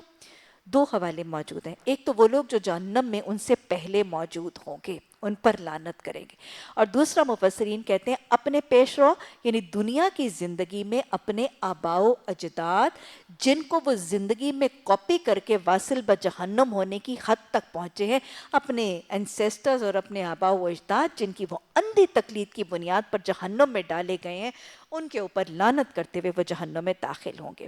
حتیٰ کہ جب سب وہاں جمع ہو جائیں گے. کون سب؟ اگلے پچھلے سب، بعد والے، آباء و اجداد، پہلے جہنم والے، بعد میں جہنم والے، سب وہاں جمع ہو جائیں گے تو ہر بعد والا گروہ اپنے پہلے گروہ کے حق میں کہے گا. بات سمجھ میں آ رہی ہے؟ ایک گروہ کو جہنم میں داخل کیا جا رہا ہے، اس سے پہلے بھی جہنم میں لوگ ہیں، تو یہ جو بعد میں آنے والا ہے وہ پہلے جو جہنم میں لوگ ہیں ان پر لعنت کرتا ہوا داخل ہوگا. اور جو پہلے جہنم میں لوگ ہیں ان کے بارے میں اللہ کو پتہ کیا کہے گا؟ اے رب یہ لوگ تھے جنہوں نے ہمیں گمراہ کیا. ہاں یعنی جہنم میں جو بعد میں لوگ ڈالے جائیں گے اس سے پہلے جو جہنم میں ہوں گے، جہنم میں ڈالے جانے وقت بعد والے پہلے والوں کو دیکھیں گے اور ان کو پہچان لیں گے، ارے یہ تو وہی لوگ ہیں، انہیں کو تو ہم کاپی کرتے تھے، انہوں نے تو ہمیں مس گائیڈ کیا، انہیں تو ہمیں صراط مستقیم سے، انہوں نے تو ہمیں غلط پہننے کے، غلط اوڑھنے کے، غلط شادی کے، خوشی کے، غمی کے طریقے، انہیں کو تو ہم نے کاپی کر کے سیکھے. تو اللہ سبحانہ تعالیٰ سے ان کو جن کو یہ کاپی کرتے تھے ان کو دیکھ کے یہ کہیں گے اللہ یہی لوگ ہیں، یہی ہیں، انہوں نے ہمیں مس گائیڈ کیا تھا. اللہ تو انہیں آگ کا دوہرا عذاب دے. کیوں کہیں گے دوہرا عذاب دے؟ ایک تو ان کے اپنے گناہوں اور ان کی اپنی سرکشی اور نافرمانی کی وجہ سے، اور دوسرا جو انہوں نے ہمیں مس گائیڈ کیا اور ہمیں واصل بجہنم ہونے کی حد تک پہنچایا، ایک ان کو اپنی غلط روی اور ایک ہماری مس گائیڈ کرنے کی وجہ سے. اللہ کیا کہے گا؟ جواب میں ارشاد ہوگا ہر ایک کے لیے دوہرا عذاب ہے مگر تم نہیں جانتے. یہ کیوں کہا جائے گا کہ سب کے لیے دوہرا عذاب ہے؟ اس حوالے سے کہ دیکھو اے بعد میں آنے والوں، اگر تم اپنے پیش رو، اپنے آباء و اجداد، اپنے ان لوگوں کو جن کو تم نے فالو کر کے جہنم میں پہنچے ہو، اگر تم ان کے لیے دوہرا عذاب مانگ رہے ہو تو یاد کرو پھر تمہیں بھی تو کسی نے کاپی کیا ہوگا، تمہیں بھی تو کسی نے فالو کیا ہوگا، پھر اس کے فالو اور اس کے گلیمرائز کرنے کی بنیاد پر تمہارے لیے بھی دوہرا عذاب ہے. لمحہ فکر کیا ہے؟ یہ نظارہ جو جہنم کا دکھایا گیا، یہ لعنتوں بھرا، لڑائیوں اور جھگڑوں بھرا یہ نظارہ جو دکھایا جا رہا ہے، اس کا مقصد کیا ہے؟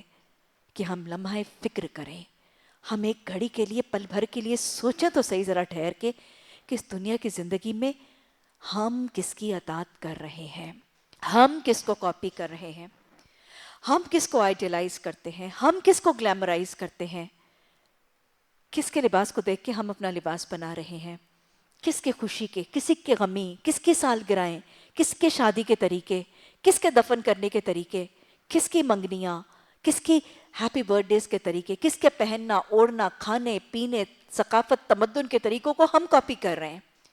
کہیں ایسوں کے طریقوں کو تو کاپی نہیں کر رہے جو خود واصل بجہنم ہونے والے ہیں. کوئی خود ایسوں کو تو نہیں کاپی کر رہے، کسی ایسے کو تو فالو نہیں کر رہے جو خود اصحاب النار میں سے ہونے والے ہیں. یا کیا ہم لَقَدْ كَانَ لَكُمْ فِي رَسُولِ اللَّهِ أُسْوَةٌ حَسَنَةٌ محمد صلی اللہ علیہ وسلم صحابہ اکرام اجمعین انعمت علیکم کو کاپی کر رہے ہیں؟ کہیں ہم مغضوب کو اور ضالین کو کاپی تو نہیں کر رہے؟ اور دوسری بات کیا سوچنی ہے، جو ہمیں کاپی کر رہے ہیں ہم ان کے لیے کیا نمونہ سیٹ کر رہے ہیں. دو باتیں، کیونکہ اللہ نے کہا دونوں کے لیے دوہرا عذاب ہے. ہمیں بھی تو کچھ لوگ کاپی کر رہے ہیں، ہماری اولادیں، ہمارے ماتحت، ہمارے زیر دست، ہماری کچھ سہیلیاں، ہمارے ماحول کے اندر کچھ لوگ ہمیں بھی تو آئیڈیلائز کرتے ہیں، ہمیں بھی تو کاپی کرتے ہیں، ہمیں بھی تو گلیمرائز کرتے ہیں. تو جو ہمیں کاپی آئیڈیلائز گلیمرائز کر رہے ہیں، ہم ان کے لیے کیا رول ماڈل قائم کر رہے ہیں؟ ہمارے اخلاق ہمارے بچوں کو کیا طریقہ سکھا رہے ہیں؟ ہماری عبادات لوگوں کو کون سی عبادت کا طریقہ سکھا رہے ہیں؟ ہمارے معاملات لوگوں کو کون سے معاملات کا درس دے رہے ہیں؟ میرے سسرال کے ساتھ میرے معاملات میری بیٹی کو کیا سکھا رہے ہیں؟ میرے مہمانوں کے ساتھ میرے رویے میرے بیٹے کو کون سا مہمان نوازی کا ادب اور سلیقہ سکھا رہے ہیں؟ میری زبان، میری گالی گلوچ، میری چغلی، میری غیبتیں میرے ماتحتوں، میرے زیر دستوں کے لیے کیا نمونے رقم کر رہے ہیں؟ باپ جھوٹ بولے گا، بیٹا جھوٹ ہی بولے گا. ماں بد اخلاقی بد زبانی کرے گی، بیٹی بد اخلاقی بد زبانی ہی کرے گی. باجی سالگرہ برپا کرے گی تو اس کی ملازمت سالگرہ برپا کر کے رہے گی، چاہے قرضہ لے کے کرے. تو ہم سب دیکھیں ہم کس کو فالو کر رہے ہیں اور ہم اپنے فالوورز کے لیے کیا نمونے رقم کر رہے ہیں. اب جو پہلا گروہ ہوگا وہ دوسرے گروہ سے کہے گا اگر ہم قابل الزام تھے تو تمہیں کو تو ہم پر کون سی فوقیت حاصل تھی؟ اب اپنی کمائی کے نتیجے میں اپنے عذاب کا مزہ چکھو. لا تازر وازرۃ وزر اخری، کوئی کسی کا بوجھ نہیں اٹھائے گا، ہر ایک کو اپنا ہی اٹھانا ہے. اور ویسے بھی قرآن نے کہا لہا ما کسبت وعلیہا ما اکتسبت، تمہارے لیے وہ ہے جو تم نے کمایا، ان کے لیے وہ ہے جو انہوں نے کمایا. تم سے پہلے بہت سے لوگ گزر چکے، تم سے نہیں پوچھا جائے گا وہ کیا کرتے تھے، ہم سے کیا پوچھا جائے گا ہم کیا کرتے تھے. 5 سوال جس کے بغیر کوئی ابن آدم اپنی جگہ سے ہل نہیں سکے گا. کیا اس میں آباء و اجداد کا سوال ہے؟ تمہاری اماں کتنی نمازیں پڑھتی تھی؟ تمہارے ابا یا تمہارے آباء و اجداد کتنا شرک اور کتنی بدعتیں کرتے تھے؟ نہیں نا. وہ 5 سوال کیا ہیں؟ تم نے جوانی کیسے گزاری؟ تم نے زندگی کیسے گزاری؟ تم نے مال کیسے کمایا؟ جو مال کمایا تھا اس کو تم نے کیسے خرچ کیا؟ اماں کیسے خرچ کرتی تھی یہ نہیں پوچھا جائے گا. اماں صدقہ خیرات کرتی تھی، you won't get along with it. اماں بدعتیں برپا کرتی تھی، تمہیں اس سے پوچھ اور مواخذہ نہیں ہوگا. پڑھنانی کونڈے دیتی تھی، تم سے سوال نہیں ہوگا. پڑھنانی صدقہ خیرات کرتی تھی، تمہیں اجر نہیں دیا جائے گا. جو علم دیے گئے تھے اس پر عمل کہاں تک کیا؟ جو تمہیں علم دیا گیا تھا اس پر عمل کہاں تک کیا؟ بات سمجھ میں آئی؟ تو وہ کہیں گے بس اپنی کمائی کے نتیجے میں اپنے عذاب کا مزہ چکھو. یقین جانو جن لوگوں نے ہماری آیات کو جھٹلایا، ان کے مقابلے میں سرکشی کی ہے، ان کے لیے آسمان کے دروازے ہرگز نہیں کھولے جائیں گے. آپ کو پتہ ہے کہ نیک روحوں کو جب آسمان کی طرف لے جایا جائے گا تو نیک روحوں کے لیے آسمان کے دروازے کھول دیے جائیں گے اور اس نیک روح کو اس کے نیک اعمال کے ساتھ علیین میں بچا کے رکھ دیا جائے گا. لیکن جو گناہگاروں کی روحیں ہیں ان کے لیے آسمان کے دروازے نہیں کھولے جائیں گے. اور اس گناہگار کی روح کو زمین کے نیچے ایک دفتر ہے جسے سجین کہا جاتا ہے، مجرمین کا دفتر. یہاں پہ مجرموں کی روحیں ہوں گی اور مجرموں کے برے اعمال بھی وہیں پہ ہیں. تو اللہ نے فرمایا کہ جو لوگ اللہ کے احکامات کا انکار کرتے ہیں اور اللہ کے احکامات کے مقابلے میں سرکشی کرتے ہیں ان کے لیے آسمان کے دروازے نہیں کھولے جائیں گے. ان کا جنت میں جانا اتنا ہی ناممکن ہے جتنا سوئی کے ناکے سے اونٹ کا گزر جانا ناممکن ہے. اللہ نے مثال سے بات سمجھا دی. مثال کیا ہے کہ کیا کسی سوئی کے ناکے میں سے، سوئی کا ناکا سوئی ہوتی ہے نا، اس کے اوپر ایک سوراخ ہوتا ہے جس میں سے ہم دھاگا گزارتے ہیں، تو کیا سوئی کے دھاگے کے اندر سے کبھی کوئی اونٹ گزر سکا ہے؟ نہیں نا، نیکسٹ ٹو امپاسبل.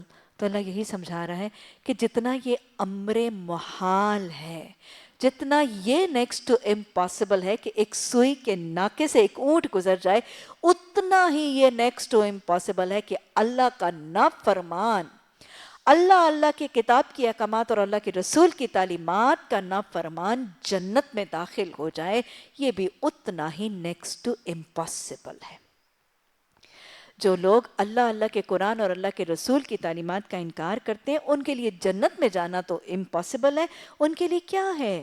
ان کے لیے تو جہنم کا بچھونا ہوگا، جہنم کا اوڑھنا ہوگا۔ استغفر اللہ ربی، یہ وہ جزا ہے جو ہم ظالموں کو دیا کرتے ہیں، بخلاف اس کے جن لوگوں نے ہماری آیات کو مان لیا اور اچھے کام کیے، اور اس باب میں ہر ایک کو ہم اس کی استطاعت ہی کے مطابق ذمہ دار ٹھہرائیں گے، وہ اہل جنت ہیں، ہمیشہ رہیں گے۔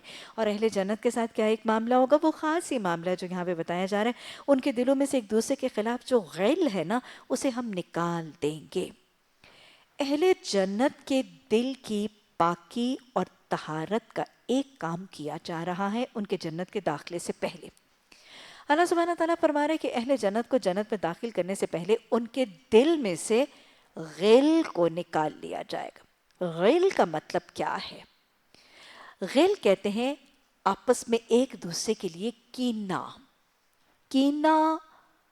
آپس میں ایک دوسرے کے لیے بغض، ایک دوسرے کے لیے گندی فیلنگز، میل کچیل کدورتوں کا ہونا، اور ایک دوسرے کے لیے عداوت، دشمنی، اینیمٹی کا ہونا۔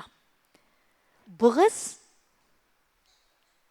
کینہ، عداوت، دشمنی اور ایک دوسرے کے خلاف قدورتوں کا ہونا، ایک دوسرے کو پسند نہ کرنا، برداشت ہی نہ کر سکنا، ایک دوسرے کے ساتھ نفرت کرنا، اور پھر نفرت میں حد سے بڑھ جانا، میل آ جانا، نفرتوں کا میل دل میں آ جانا، ناپسندیدگی کا، نفرت کا، کراہت کا میل دل میں آ جانا، یہ کیا ہے؟ قدورت ہے۔ اور قدورت کے بعد ناپسندیدگی اتنی ہو گئی کہ اسے دشمنی ہو گئی، اس سے عداوت ہو گئی، یہ عداوت ہے۔ تو جب کسی کے دل میں بغض، کینہ، نفرت، قدورت اور دشمنی ہوگی تو جنت میں جانے سے پہلے اس دل کو صاف کر لیا جائے گا، کیونکہ جنت میں تو سلاما سب ایک دوسرے کو سلامتی میں رکھیں گے، وہاں پہ کینے بغض نہیں ہوں گے۔ یہ کیسے نکالا جائے گا اور کہاں نکالا جائے گا؟ یہ حدیث ہمیں بتاتی ہے۔ قرآن کی آیات کی تشریح حدیث ہی سے ممکن ہے۔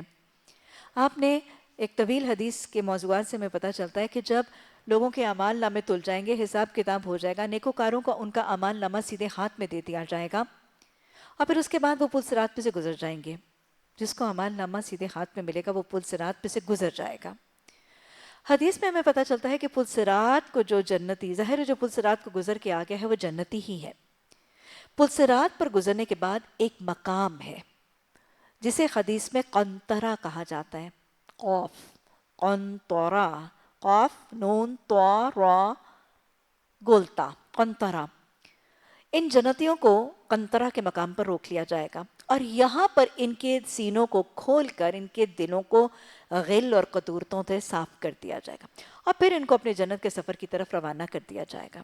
پھر اس کے بعد ایک اور مقام ہمیں حدیث سے پتہ چلتا ہے کہ جنت کے دروازے پر جو جنت کے نگران اور جنت کے داروغہ فرشتے ہوں گے، ان جنتیوں کو پھر روکیں گے، اور پھر ان جنتیوں کو کہیں گے کہ دیکھو اگر آپس میں تمہاری کوئی ناراضگی، کوئی خفگی، کوئی معاملات ہیں تو ان کو جنت میں داخل ہونے سے پہلے رفع دفع کر لو۔ تو لہٰذا یہ دو مقامات پر جنتیوں کو پل صراط پہ گزرنے کے بعد ان کے دلوں کی پاکی اور طہارت کا اہتمام کیا جائے گا۔ گویا یاد رکھیے گا، پھر جنت میں ایک تو داخلہ کب نہیں تھا؟ جس کے دل میں رائی بھر بھی تکبر ہوا وہ جنت میں داخل نہیں ہوگا۔ آج کیا سمجھ آ رہی ہے نا آیات سے اور ان احادیث کی روشنی میں کہ اگر دلوں میں کینے، قدورتیں، نفرتیں، آپس کے بغض ہوئے تو بھی جنت میں داخلہ ممکن نہیں ہوگا۔ ان چیزوں کو دلوں سے نکالنے کے بعد ہی جنتیوں کو جنت میں داخل کیا جائے گا۔ اس لیے لگاتار اپنے دلوں سے یہ جذبات کو صاف کیا کریں۔ اگر اپنے بھائی، بہنوں، عزیزوں، رشتہ داروں، دامادوں، بہوؤں، سسرال، ازواج، کسی کے خلاف، اپنے ہمسایوں کے خلاف، اپنے ماتحتوں، اپنے غلاموں، اپنے ملازموں، اپنی سہیلیوں، کسی کے خلاف کوئی بغض ہے، بغض کہتے ہیں ناپسندیدگی ہونا، کراہت ہونا، کینہ اس سے ایک اگلی سٹیج ہے۔ کینے کے بعد قدورت، اور قدورت کے بعد عداوت۔ کسی بھی سٹیج میں اگر آپس کی نفرت اور دشمنی اور ناپسندیدگی اور کراہت ہے، اس کو دل میں سے کھرچ کھرچ کے نکالا کریں۔ آپ کو پتہ ہے نا، آپ نے واقعہ مجھ سے ایک دفعہ نہیں بہت ہی دفعہ سنا ہے۔ حضرت عبداللہ نبی صلی اللہ علیہ وسلم کی زبان مبارک سے مسجد نبوی میں بیٹھ کے ایک نہیں دو نہیں 3 دن پے در پے یکے بعد دیگرے، 3 دن پے در پے یکے بعد دیگرے کنزیکٹو 3 ڈیز، ایسے جیسے ہیٹرک ہو گئی تھی۔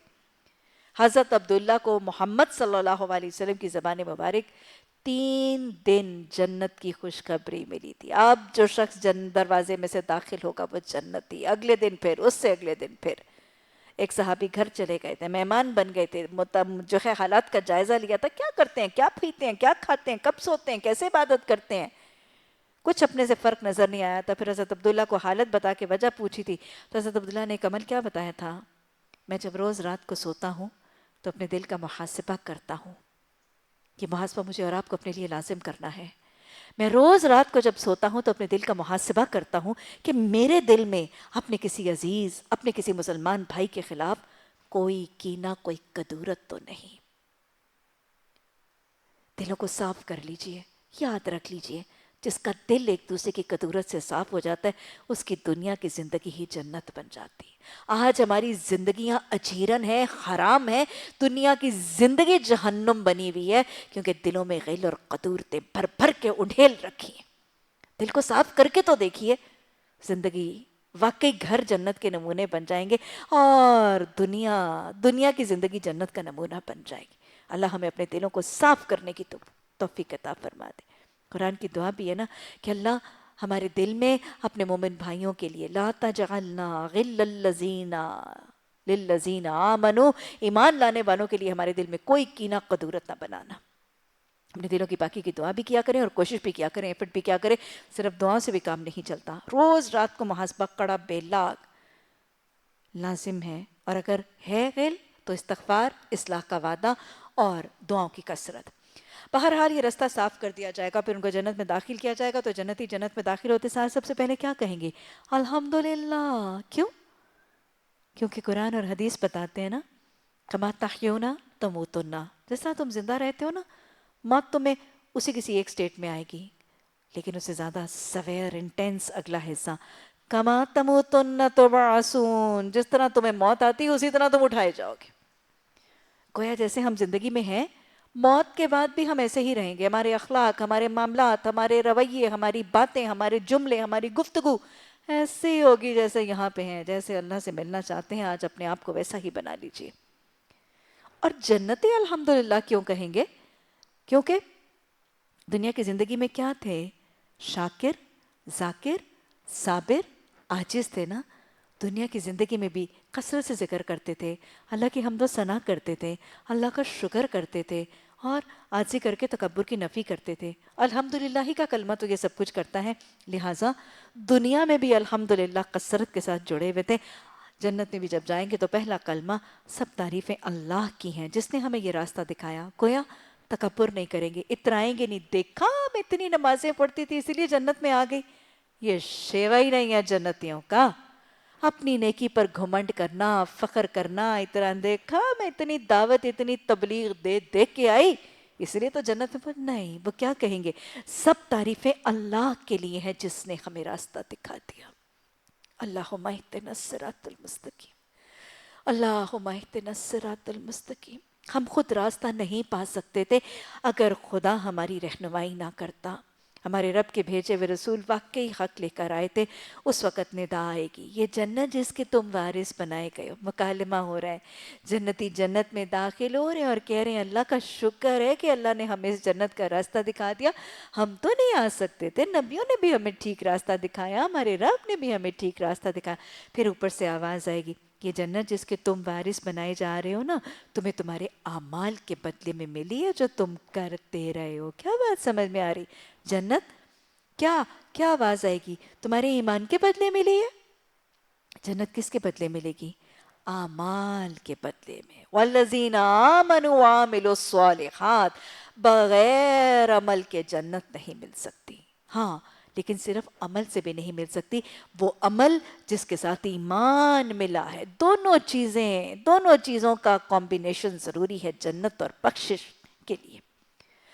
بخشش پانے اور جنت کے داخلے کے لیے دونوں چیزوں کی کمبینیشن ہونی ضروری ہے. ایمان کے ساتھ عمل ضروری ہے. تو اللہ کہے گا یہ تو تمہارے اعمال کے بدلے میں ملی ہے. گویا جنت کے لیے عمل کرنا ضروری ہے. ویسے بھی تو سوچے نا, مجھے بتائیں دنیا کا گھر بغیر کوشش محنت صحیح کہ ملا کسی کو؟ کبھی کسی کو تھالی میں رکھ کر دے دیا کسی نے گھر؟ ہاں, وہ پریزیڈنٹوں اور پرائم منسٹروں کو تو لوگ بڑے بڑے فارم ہاؤسز بنا کے دے دیتے ہیں کیونکہ انہوں نے اور بہت کچھ لینا ہوتا ہے نا اس کے بدلے.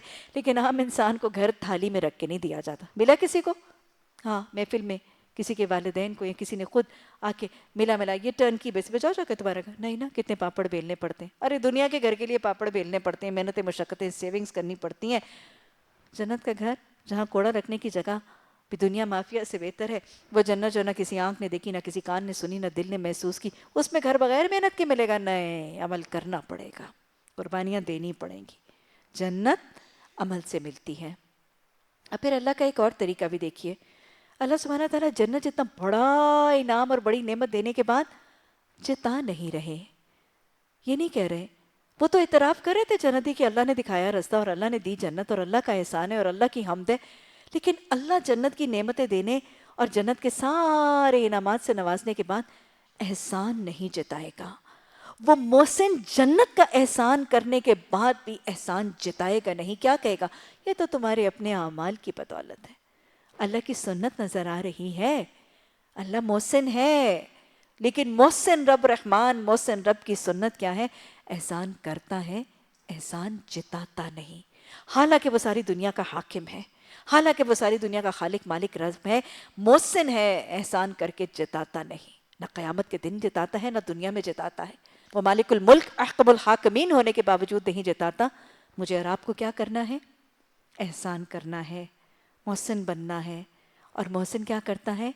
احسان کرتا ہے, احسان جتاتا نہیں.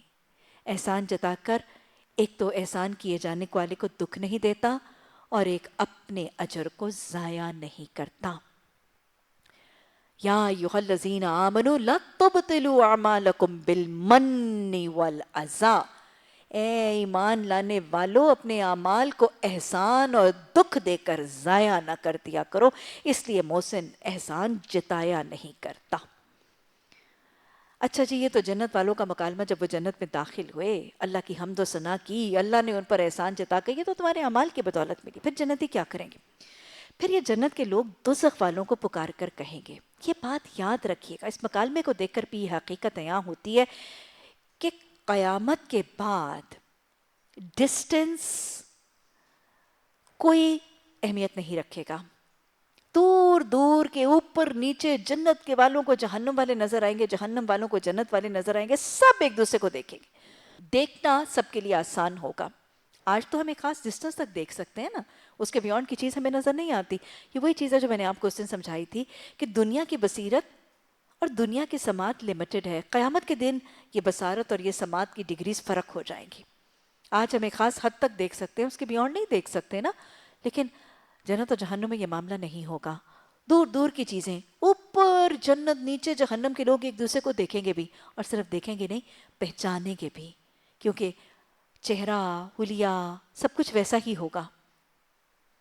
اور ذرا سوچیں تو صحیح, کیا جہنم کے عذابوں میں سے سب سے بڑا عذاب ایک یہ نہیں ہوگا کہ جہنمی جو دنیا میں اتنے عزت والے تھے, اتنے نیک نامی تھی, وہ پہچان لیے جائیں گے؟ آج اگر ہمارا دنیا میں کوئی گناہ, کوئی ظلم, کوئی زیادتی کو لوگ پہچان لیتے ہیں تو کتنی ذلت ہوتی ہے. اگر دنیا کے نیکوکاروں کو, دنیا کے کچھ لوگوں کو وہاں پہ جہنم کے باقی عذابوں کے ساتھ ساتھ ایک بہت بڑا عذاب یہ پہچان کر ذلت کا عذاب بھی ہوگا. چہرہ بھی چھپائیں گے, مجھے کوئی پہچان نہ لے, مجھے کوئی دیکھ نہ لے, میرے عیبوں کو کوئی پہچان نہ لے. یہ ذلت اور رسوائی کا عذاب بھی جہنم کے عذابوں میں سے ایک بہت بڑا عذاب ہوگا. تو لہٰذا جنت کے لوگ دوزخ والوں کو پکاریں گے اور کہیں گے, ہم نے تو سارے وعدوں کو ٹھیک پا لیا, ہاں جنت میں داخل ہوئے, اللہ نے تو ہم سے قرآن میں, حدیث میں وعدے کیے تھے کہ تمہیں محلات ملیں گے, تمہیں باغات ملیں گے, فوارے ملیں گے, چشمے ملیں گے, دودھ کی 4 قسموں کی نہریں ملیں گی. ہمیں محفلوں کے وعدے کیے گئے تھے, ہمیں لباسوں کے وعدے کیے گئے تھے، ہمیں جوانی کے وعدے کیے گئے تھے، ہمیں قواریاں بنا کر زندہ کیے جانے کے وعدے کیے گئے تھے، ہمیں اطلس، دیبا، حریر، ریشم کے لباسوں کے وعدے کیے گئے تھے، ہمیں جہاں جہاں تک ہمارے وضو کا پانی پہنچتا ہے وہاں تک ہمیں سونے چاندی کے کنگنوں سے آراستہ کیے جانے کے وعدے کیے گئے تھے، ہمیں سب چیزوں کے، ہمیشگی کی زندگی کے وعدے کیے گئے تھے، ہمیں تو سارے وعدے مل گئے۔ جنتی کہیں گے اللہ نے ہم سے جو جو وعدہ کیا ہمیں تو سارے وعدے مل گئے، کیا تم نے بھی ان وعدوں کو ٹھیک پایا جو تمہارے رب نے تم سے کیے تھے؟ ان سے سوال کریں گے کہ تمہارے رب نے، یعنی اللہ نے جہنم والوں سے جو وعدے کیے تھے، آگ کے، توقوں کے، زنجیروں کے، قید کے، سانپوں کے، بچھوؤں کے، ٹھوسے جانے کے، مار کے، ذلت کے، منہ کے بل گھسیٹے جانے کے، بیماریوں کے، حسرتوں کے، یہ سارے جو وعدے تم سے کیے تھے کیا تم نے بھی سچے پائے؟ وہ کیا جواب دیں گے جہنمی؟ قالوا نعم، جہنمی کہیں گے ہاں ہم نے بھی وہ سارے وعدے سچے پائے، ہم نے بھی وہ سارے وعدے، وہ مائن حمیم، وہ غساق، وہ کالا بدبودار مادہ جو پینے کے لیے دیا جاتا ہے، وہ خاردار جھاڑیاں جو کھانے کے لیے دی جائیں گی، وہ زقوم کے درخت کے وعدے جو کیے تھے، ہاں ہم نے بھی وہ سارے وعدے سچے پائے۔ وہ جواب دیں گے ہاں۔ تب ایک پکارنے والا ان کے درمیان پکارے گا، خدا کی لعنت ان ظالموں پر جو اللہ کے راستے سے روکتے تھے، اسے ٹیڑھا کرنا چاہتے تھے اور آخرت کا انکار کرتے تھے۔ ان دونوں گروہوں کے درمیان، اب سمجھ آیا تبصرہ کہاں ہوا؟ جنت والوں کے داخلے پر اللہ اور جنت والوں کے درمیان، پھر وہ جنت والوں نے جہنم والوں سے مخاطب ہو کر ان کے ساتھ مکالمہ کیا۔ اب جنت اور جہنم کے درمیان، ان دونوں گروہوں کے درمیان ایک اوٹ، ایک obstruction، ایک بیریئر حائل ہوگا، اور اس کی بلندیوں پر اعراف پر کچھ اور لوگ ہوں گے۔ اسی کی بنیاد پر اس سورت کا نام سورہ الاعراف رکھا گیا ہے۔ یہ مقام اعراف کیا ہوگا؟ ایک بلند مقام ہوگا، اور اس کے لوگ اوپر نیچے والوں کو بھی پہچانیں گے، ان کے ساتھ مکالمے بھی کریں گے، لیکن یہاں پر کون سے لوگ ہوں گے؟ جنت میں تو وہ لوگ ہوں گے فَأَمَّا مَنْ ثَقُلَتْ مَوَازِينُهُ فَهُوَ فِي عِيشَةٍ رَاضِيَةٍ، جس کے نیکیوں کا پلڑا بھاری ہوگا، کل بھی ہم نے پڑھا، وہ عیش پسند زندگی میں ہوگا، وہ جنت میں ہوگا۔ فَأَمَّا مَنْ خَفَّتْ مَوَازِينُهُ فَأُمُّهُ هَاوِيَةٌ وَمَا أَدْرَاكَ مَا هِيَ نَارٌ حَامِيَةٌ، جس کے نیکیوں کا پلڑا ہلکا ہوگا اور اس کے گناہوں کا پلڑا بھاری ہوگا، وہ ہاویہ میں، بھڑکتی ہوئی آگ کی اس کھائی میں گرا دیا جائے گا۔ لیکن کچھ لوگ ویسے ہوں گے جن کے نیکیوں اور گناہوں کے پلڑے برابر ہو جائیں گے، جن کے نیکیوں اور گناہوں کے پلڑے نہ خفت موازینہ ہو نہ ثقلت موازینہ ہو، دونوں کے نیکیوں کے پلڑے برابر ہو جائیں گے، ٹوٹل بیلنس۔ اور آپ کو پتہ ہے نا کہ میزان عدل نے انڈے، جوں کے انڈے کے برابر تو وزن کو ڈیٹیکٹ کر لینا ہے۔ اب جوں کے انڈے کے برابر گناہ زیادہ نہیں ہوگا اور جوں کے انڈے کے برابر نیکی جو ہے وہ زیادہ نہیں ہوگی، دونوں وزن برابر ہو جائیں گے۔ گویا نہ ان کا جنت کا فیصلہ نہ ان کا جہنم کا فیصلہ، ان کا فیصلہ چونکہ نہیں کیا جا رہا ہوگا، جسے کہتے ہیں نا کہ رزلٹ لیٹر آن، پوسٹ پون، ان کا فیصلہ نہیں کیا گیا، نہ جنت میں بھیجا گیا نہ جہنم میں بھیجا گیا، ان کو بھی ویٹنگ لسٹ میں لگا کر اعراف کے مقام پر منتقل کر دیا گیا۔ ذرا سوچیں وہاں پہ کیا حل ہوگا، کچھ پتہ نہیں، ادھر جائیں گے کہ ادھر جائیں گے۔ کتنی غم کی کیفیت، کتنی خوف کی کیفیت، کتنی ٹینشن، کتنی انگزائٹی۔ ارے دنیا کا رزلٹ لیٹر آن ہو جاتا ہے تو رات کی نیندیں اڑ جاتی ہیں، پتہ نہیں کیوں لیٹر آن ہو گیا، کوئی پرچہ گم گیا، کوئی سپلی آنے والی، کوئی کمپارٹ آنے والی، کیا خیال ہے؟ راتوں کی نیندیں اڑ جاتی ہیں جب رزلٹ لیٹر آن ہو جاتا ہے نا؟ ارے وہاں پہ میدان مقام اعراف پر ہوں گے اور نیچے جہنم کی بھڑکتی ہوئی آگ نظر آ رہی ہوگی، اوپر جنتی مزے لوٹتے ہوئے نظر آ رہے ہوں گے۔ کتنی ٹینشن، کتنی انگزائٹی، کتنی حسرت اس وقت، کس بات کی حسرت ہوگی؟ اللہ، کوئی ایک کی نیکی زیادہ کر لی ہوتی، کاش ایک کی نیکی زیادہ کر لی ہوتی اور آج نیکیوں کا پلڑا جھک گیا ہوتا، کاش وہ نماز جو بغیر عذر کے بیٹھ کے پڑھی تھی آج بیٹھ کے نہ پڑی ہوتی اس دن، آج اس کا پورا اجر دے دیا گیا ہوتا، آدھا نہ ملا ہوتا، آج نیکیوں کا پلڑا جھک گیا ہوتا۔ کاش کاش اس عیادت کو چلی ہی گئی ہوتی، کاش فلاں کو مسکرا کے دیکھ ہی لیا ہوتا، کاش وہ جو راستے کا پتھر اور ایک جھاڑی ملی تھی اس کو ہٹا ہی دیا ہوتا، کاش سڑک پہ پڑے ہوئے اس کیلے کے چھلکے کو کوڑے دان کو میں پھینک ہی دیا ہوتا، کاش اپنی ساس کے پاؤں دبا ہی لیے ہوتے، کاش شوہر کی خدمت اس موقع پر کر ہی لی ہوتی۔ ہائے وہ جو اس کی جوتیاں پالش نہیں کرتی تھی 2 صبح تو کر کے بھیج دیا ہوتا تو یہ حسرتیں آئیں گی، یہ حسرتیں آئیں گی اس وقت. کسی نیکی کو چھوٹا سمجھ کے چھوڑ نہ دیا کریں. چھوٹی چھوٹی نیکیاں بہت بڑا وزن بنا دیتی ہیں اور پتہ نہیں کون سی چھوٹی نیکی نے اعمال نامے کو کدھر جھکا دینا ہے. کسی گناہ کو اس دن حسرتیں آئیں گی، ہائے کاش وہی گناہ چھوڑ دیا ہوتا. کسی گناہ کو چھوٹا گناہ سمجھ کر چھوڑ نہ دیا کر نہ لیا کریں. پتہ نہیں کتنے گناہ چھوٹے جمع ہو کر کتنا بڑا وزن بنائے اور پتہ نہیں کون سا گناہ پلڑے کو جھکا دے یا کون سا گناہ پلڑے کو بیلنس کر دے. حسرت کا عذاب ہوگا اس وقت. اعراف والوں کے اوپر بھی ایک حسرت کا کاش یاس آس. اس سے بچنے کے لیے چھوٹی چھوٹی نیکیوں کو کرتے رہا کریں اور ہر قسم کے گناہ سے بچتے رہا کریں. اچھا جناب، یہ اعراف والے بھی ہر ایک کو اس کے قیافے سے، اس کی شکل، اس کے حلیے سے پہچانیں گے. جنت والوں سے اوپر دیکھیں گے جنت نظر آئے گی. ہاں، جنت والوں سے پکار کر کہیں گے سلام علیکم، تم پر سلامتی ہو، بڑی اچھی حالت میں ہو، مزے کر رہے ہو، کھا رہے ہو، پی رہے ہو. ہاں، یہ لوگ جنت میں داخل تو نہیں ہوئے ہوں گے. کون ہے یہ؟ اصحاب الاعراف ہیں. یہ جنت میں داخل تو نہیں ہوئے ہوں گے مگر اس کے امیدوار ہوں گے. جب ان کی نگاہیں دوزخ والوں کی طرف پھریں گی تو کہیں گے ہے ہمارے رب، ہمیں ان ظالموں میں شامل نہ کیجیے.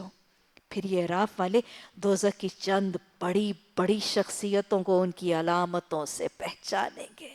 کوئی بڑے بڑے حکمران وہاں پہ ہوں گے، کوئی ایم این ایز ہوں گے، کوئی منسٹرز ہوں گے جنہوں نے حرام کھایا ہوگا، کوئی بڑے بڑے حرام مال کھانے والے ہوں گے، کوئی رہنما ہوں گے، کوئی لیڈرز ہوں گے، کوئی ڈریس ڈیزائنرز ہوں گے، کوئی ٹاپ سٹارز ہوں گے جنہوں نے بہت سے لوگوں کو گمراہ کیا ہوگا. بڑی بڑی شخصیوں کو، renowned personalities, known top stars, known figures of the society, known figures of the country. ہاں، بڑی بڑی شخصیتوں کو ان کی علامتوں سے پہچان کر جہنم کے گڑھے میں گرے ہوں گے. ہاں، ان کو دیکھ کر کہیں گے دیکھ لیا تم نے آج، نہ تمہارے جتھے کام آئے، نہ تمہارے جتھے کسی کام آئے، نہ وہ تمہارا مال ساز و سامان آیا جس کو تم بڑی چیز سمجھتے تھے.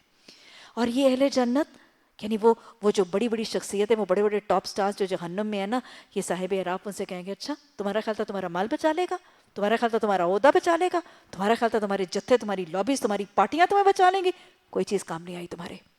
ایسے جیسے سین دکھا کے نظارہ دکھایا جا رہا ہے، آپٹ کر لو کیا چیز کام آئے گی. اس کے بعد ان سے کہا گا، انہی بڑی شخصیتوں کو کہا جائے گا تمہارا خیال تھا نا یہ جو جنت والے ہیں دنیا کی زندگی میں تم کیا کرتے تھے، یہ جو اہل جنت یہ وہی لوگ ہیں نا جن کے بارے میں تم دنیا میں قسمیں کھا کھا کر کہتے تھے کہ ان کو تو خدا کی رحمت میں کچھ بھی نہیں ملے گا. ہاں، جنہیں سے کہہ دیا گیا داخل ہو جاؤ جنت میں کہ تمہارے لیے کوئی خوف اور رنج کا موقع نہیں.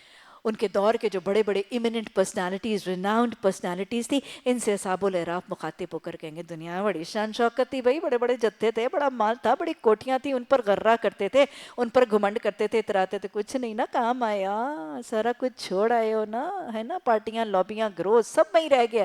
اور وہ جن کا تم دنیا میں مذاق اڑاتے تھے نا، یہ بے وقوف، یہ احمق، یہ آرتھوڈاکس، یہ فنڈامنٹلسٹ، یہ سرپھرے، یہ فنیٹکس، ان کو تو دنیا میں نہیں بنے گی، ان کی آخرت بھی نہیں بنے گی. دیکھ لو پھر جن کا تم ٹھٹھا اڑاتے تھے وہ جنت میں، تم جہنم میں جل رہے ہو، گل رہے ہو. اللہ ہمیں بر وقت یہ جب نظارہ دکھایا جا رہا ہے فکر آخرت اپنا پیمانہ بنانے کی توفیق عطا فرما. اللہ دنیا کی محبتوں سے غنی کر دے، اللہ دنیا کی ان چیزوں سے غنی کر دے. اللہ توکل عطا فرما، قناعت عطا فرما. یا ارحم الراحمین، دنیا کی فکروں سے بلند ہو کر آخرت کی فکر کو غالب فکر بنانے کی توفیق عطا فرما. اچھا جناب، اب جنت والوں کے ڈائیلاگز ہو گئے، اعراف والوں کا مکالمہ ہو گیا، اب جہنم والے بول رہے ہیں. کیا بولیں گے بیچارے؟ ان کو جہنم والوں نے بھی پوچھ لیا، مل گیا سارا کچھ. ان کو اعراف والوں نے بھی ٹونٹ کر لیا، تانے دے دیا. اب یہ بیچارے بول رہے ہیں. بیچارے کہاں ہیں؟ ساری زندگی میں دنیا کو بیچارہ بناتے تھے، اب خود اس حالت سے دوچار ہیں. وہ دوزخ والے جنت والوں کو پکار کر کہیں گے تھوڑا سا پانی ہم پہ ڈال دو، استغفر اللہ ربی. یہ دوزخ والے ہیں، دوزخ کی آگ اور دوزخ کی وہ جو بڑی بڑی چنگاریاں جس کے لیے اللہ سبحانہ تعالیٰ نے قرآن میں فرمایا کہ اس کی پہلی چنگاری ہی گوشت کھال، گوشت پوشت چاٹ لے گی. وہ جس کے لیے اللہ نے قرآن میں فرمایا کہ جس کی چنگاریاں اونٹوں اور محلوں جتنی بڑی ہوں گی. اور جس کا سایہ نہ ٹھنڈک دے گا نہ سکون اور راحت دے گا. محلوں جتنی بڑی چنگاریاں اڑانے والی آگ میں جو بھن رہے ہوں گے، وہ جنتیوں کو جب باغوں میں، چشموں میں، فاؤنٹنز میں، محلات میں تکیے لگا کر بیٹھے ہوئے دیکھیں گے تو ان سے کیا کہیں گے؟ تھوڑا سا پانی ڈال دو. ظاہر ہے ان کے پاس تو نہریں جاری ہیں، آبشاریں جاری ہیں، فوارے جاری ہیں، مشروبات جاری ہیں، کہ تھوڑا سا پانی ہمیں بھی دے دو نا. ذرا سوچے تو صحیح، یہ جہنم والے کس حالت اور کرب میں سے گزر رہے ہیں اور گزر کے آئے ہیں. میدان حشر جہنمیوں کے لیے کتنا لمبا ہے؟ کم از کم 1000 سال کے برابر ہے جہنم کا دن، حشر کا دن. 1000 سال کے برابر ہے حشر کا دن. اور اس حشر کا دن جہنمیوں کے لیے یہ کیا ہے؟ اللہ کے نافرمانوں اور سرکشوں کے لیے میدان حشر 1000 سال کے برابر ہوگا اور سورج سوا نیزے پر ہوگا.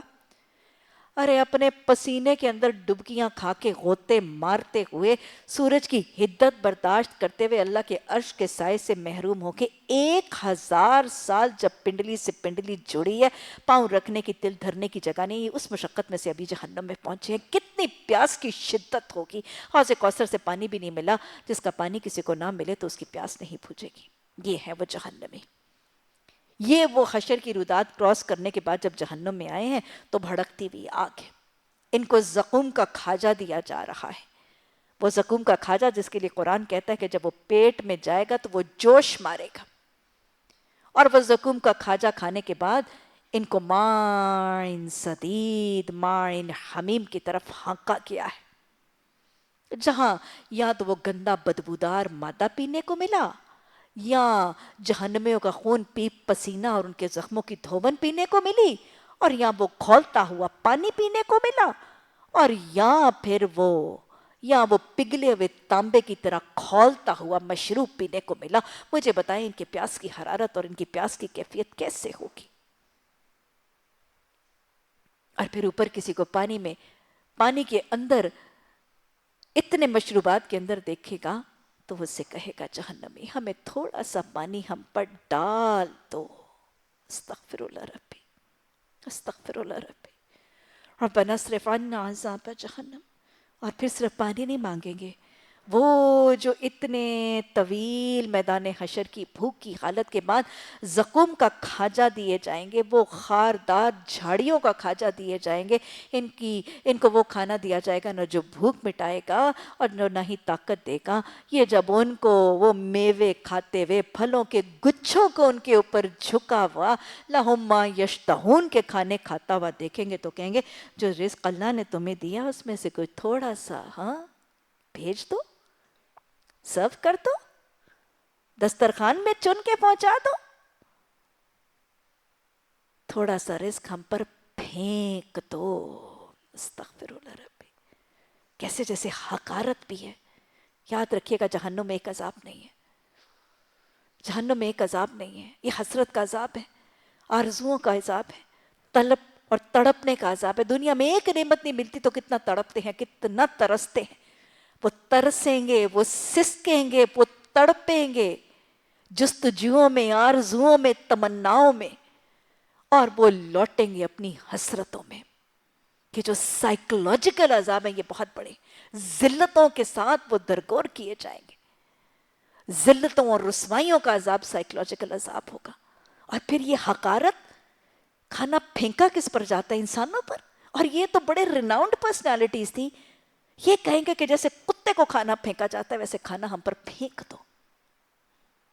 یہ وہ سائیکولوجیکل عذاب ہے in addition to all the physical persecutions اور عذاب جو اللہ سبحانہ تعالیٰ کی طرف سے جہنم میں ملنے والے ہیں. وہ کہیں گے تھوڑا سا کھانا پھینک دو. جنتی کیا کہیں گے؟ وہ جواب دیں گے اللہ نے یہ دونوں چیزیں ان منکرین حق پر حرام کر دی ہیں. کن کے لیے یہ نعمتیں، کن کے لیے حرام ہے؟ کیوں؟ تمہارا دنیا میں رویہ کیا تھا؟ تم نے اپنے دین کو کھیل اور تفریح سمجھ لیا تھا. کیا مطلب؟ کہ دین کے ساتھ تمہارا ایٹیچیوڈ نان سیریس ایٹیچیوڈ تھا. کچھ کو مانتے تھے، کچھ کو چھوڑتے تھے. کبھی مان لیتے تھے، کبھی چھوڑ لیتے تھے. برکتوں، رحمتوں، شفاؤں، بخششوں کے لیے اس کو مانتے تھے، اپنانے اور عمل کے لیے اس کو چھوڑ دیتے تھے. کچھ پڑھتے تھے، کچھ چھوڑ دیتے تھے. کبھی پڑھتے تھے، کبھی چھوڑ دیتے تھے. ایک موسم آتا تھا رمضان کا پکڑ لیتے تھے، باقی موسموں میں چھوڑ دیتے تھے. تم پارا پارا کر دیتے تھے. تو لہٰذا تم نے اپنے دین کو تفریح بنا لیا تھا، ایک نان سیریس سا ایٹیچیوڈ بنا لیا تھا. دنیا کی زندگی کے فریب نے مبتلا کر رکھا تھا. جہنم کیوں ملے گا, جہنم میں کیوں ڈالا جائے گا؟ دین کو کھیل اور تفریح بنا لینا, دنیا کی زندگی کے فریب پہ مبتلا ہو جانا, یہ دو کام کرنے والوں کو اللہ کیا کہے گا؟ اللہ فرماتا ہے آج ہم بھی انہیں اسی طرح بھلا دیں گے جس طرح وہ آج کے دن کی ملاقات کو بھولے ہیں. وہ ہماری آیات کا انکار کر رہے تھے. گویا جہنم میں داخل ہونے کی اگلی وجہ آیات الہی اور احکامات الہی کا انکار. ذرا سوچیں تو صحیح, اور تو کریں, کیونکہ قرآن کا مطالبہ ہے تفکر اور تدبر. اللہ قرآن میں کہتا ہے نا افلا یتفکرون, افلا یتدبرون, ذرا تدبر کر کے تو دیکھیں, تفکر کر کے تو دیکھیں کہ اگر کچھ اہل خانہ میں سے, ایک ہی گھر کے خاندان میں سے کچھ اہل خانہ جنتی اور کچھ جہنمی ہو گئے, مائیں اور باپ جنتوں میں پہنچ کر جنت کے میوے کھانے والے بن گئے, اور اولادیں جہنم میں سسکتی تڑپتی یہ کہتی رہ گئیں کہ ہم پر تھوڑا سا پانی پھینک دو, ہم پر تھوڑا سا رزق پھینک دو. تو مجھے بتائیں ان والدین کا حال کیا ہوگا؟ میرا رب بڑا ہی رحمان ہے, اسی لیے وہ قرآن میں طریقہ سکھا دیتا ہے. قُوْ أَنفُسَكُمْ وَأَهْلِيكُمْ نَارًا. ارے سیلفش ہو کہ صرف اپنے آپ کو جہنم کی آگ سے بچانے کی کوشش اور سرگرمیاں نہ کرو, اپنے اہل خانہ کو بھی اپنے ساتھ جہنم کی آگ سے بچانے کا اہتمام اور کوشش کرو. اور اسی پر آج میں حدیث میں بھی بات کر رہی تھی کہ اپنے گھروں میں اجتماعی اہل خانہ کا اہتمام کیجیے. اپنے اہل خانہ کو ہفتے کے ایک دن بٹھا لیا کریں, اکٹھا کر لیا کریں, اور خدا را ان کو قرآن اور حدیث کی تعلیمات پہنچانے کا اہتمام کر لیجیے. سوچیں تو صحیح, آج دنیا کی زندگی میں اور آپ ہم مائیں ہیں نا, کچھ بہنیں بھی شاید اپنے بھائیوں کی تڑپ کو سمجھ سکتی ہوں گی, کچھ بیٹیاں اپنی ماں کی تڑپ کو سمجھ سکتی ہیں, ہم مائیں اپنی تڑپ کو سمجھ سکتی ہیں. مائیں اولادوں کی خوراک اور اولادوں کے کھانے کے بارے میں کتنی حریص ہوتی ہیں, کتنی زیادہ خواہش ہوتی ہے ہمارا کھانا جو پکا ہے وہ بچوں کی مرضی کا ہو. صبح سے ماں لگی ہوتی ہے, کوئی ایسا مینیو پلان ہو جائے کہ سارے بچے خوشی سے کھا لیں. ایک بیٹے کو ایک چیز پسند ہے, ایک بیٹے کو دوسری پسند ہے, وہ صبح سے سوچتی ہے, پلان کرتی ہے. کوئی ایسا خواتین کے لیے مینیو پلان کرنا آج کیا پکائیں کیوں مشکل ہے. مشکل کی ایک وجہ تو یہی ہے, کسی کو ایک سبزی پسند ہے, کسی کو دوسری پسند ہے, کسی کو چکن پسند ہے, کسی کو قیمہ پسند ہے, کسی کو مٹن پسند ہے. تو وہ پلاننگ اسی لیے تو مشکل ہوتی ہے کہ ہماری یہ خواہش ہوتی ہے کہ سب کے پسند کو مد نظر رکھا جائے. اور اگر وہ ساری کوشش کے باوجود ایک ماں کا بیٹا کھانا کھائے بغیر دسترخوان سے اٹھ کے چلا جاتا ہے, ماں کی کیا حالت ہوتی ہے. صبح ناشتہ کیے بغیر اگر بچہ اسکول چلا جائے جسٹ بیکاز اس بچے کو کھانا اچھا نہیں لگا, یا انڈے میں نمک ذرا زیادہ ہو گیا اور وہ نہیں کھا کے گیا, بس روٹ کے خفا ہو کے چلا گیا, بغیر کھائے چلا گیا, دفتر چلا گیا, اسکول چلا گیا, سارا دن وہ ماں سلگ کرتی ہے, سارا دن اس کا کسی چیز میں دل نہیں لگتا. بچہ اپنا لنچ ہی گھر بھول جاتا ہے نا, ہائے بنا کے رکھا تھا چھوڑ گیا, بھوکا رہے گا, 2 بجے واپس آئے گا, 2:30 بجے بس واپس پہنچاتی. آئی مائی سیلف ریممبر کتنی دفعہ میرے ساتھ یہ معاملہ ہو چکا ہے. بچے بنا بنایا لنچ جو ہے وہ کاؤنٹر پہ چھوڑ, بس اوقات دانستہ چھوڑ کے جاتے تھے. آج کی چیز پسند نہیں, ٹھیک ہے کھائے اماں, خود ہی بھوکتے خود ہی اماں. ہاں, اور سارا دن مجھے یاد ہے میرا دل نہیں کسی چیز میں لگتا تھا. بے وقوف جیسی, احمق جیسی, چھوڑ گئی, کیا کھائے گی, بھوکی رہے گی, لوگ کھائیں گے, یہ کیا کرے گی. اور آج تو ایکسٹرا پیریڈ بھی تھا, آج تو اس کے بعد ٹیوشن بھی تھی. سارا دن بچہ خفا ہو کے چلا جاتا ہے, دفتر چلا گیا, اسکول چلا گیا, بھوکا چلا گیا, کیسے پڑھے گا, کیا کرے گا, ہائے اس نے رات کا بھی نہیں کھایا ہوا. یہ کیفیت ہوتی ہے ماؤں کی کہ نہیں ہوتی؟ اور پھر ماؤں کا تو واقعی اولادوں کے بغیر کسی کھانے پہ دل ہی نہیں لگتا. کہیں باہر ہوٹلنگ, ڈائننگ آؤٹ, ماں باپ بچوں کے بغیر نہیں جا سکتے. کسی محفل میں دل نہیں لگتا, کسی کھانے کی محفل میں دل نہیں لگتا. اور میں بس اوقات شیئر کرتی ہوں, اپنی کیفیت بھی جانتی ہوں, میری اپنی کچھ سہیلیاں بھی ان کی کیفیت جن کے بچے باہر پڑھنے کے لیے چلے جاتے ہیں, وہ بہت سی مائیں یہ رودات سناتی ہیں کہ ہم اپنے بچے جو امریکہ, انگلینڈ وغیرہ پڑھنے کے لیے گئے ہوئے ہیں, ان کی پسند کی چیز بن جاتی ہے تو میں بیٹھ کے کھانا سامنے رکھ کے روتی رہتی ہوں, پتہ نہیں وہ کیا کھا رہا ہے. اور کہتی ہیں کہ اس کی فیوریٹ ڈش کا ایک لقمہ میرے حلق سے نیچے نہیں اترتا. اینڈ بلیو یو می, ایسا ہی ہوتا ہے, حقیقتاً ایسا ہی ہوتا ہے ماؤں کے ساتھ. اور میری ایک سہیلی تھی، وہ بتایا کرتی تھی، کہتی کہ میرا بیٹا امریکہ گیا ہوا ہے اور میں جب اس کی پسند کی، کہتے کہ اس کو حلیم بہت پسند ہے اور اس کو قسم کے کھانے بہت پسند ہے، جب ہمارے گھر بنتا ہے اول تو میں سامنے بیٹھ کے روتی رہتی ہوں، اور پھر جب کھانا ختم ہو جاتا ہے تو میں کھانے سے پہلے ہی اس کے لیے ایک چھوٹے سے پیالے میں نکال کے فریز کر دیتی ہوں، پھر شاید مجھے باقی گھر والوں کا کھانا بھی کچھ ہضم ہوتا ہے کہ چلو کھا لیں، وہ جب آئے گا میں اس کو تب کھلا لوں گی۔ یہ تو ہم ماؤں کی کیفیت اس دنیا کی حالت میں ہے۔ آپ سوچیں اگر ایک ماں جنت میں ہوئی اور اس کا بچہ سسک سسک کے تڑپ تڑپ کے کہہ رہا ہوا کہ مجھے تھوڑا سا کھانا پھینک دو اور وہ نہ دے سکی تو کیا کیفیت ہوگی۔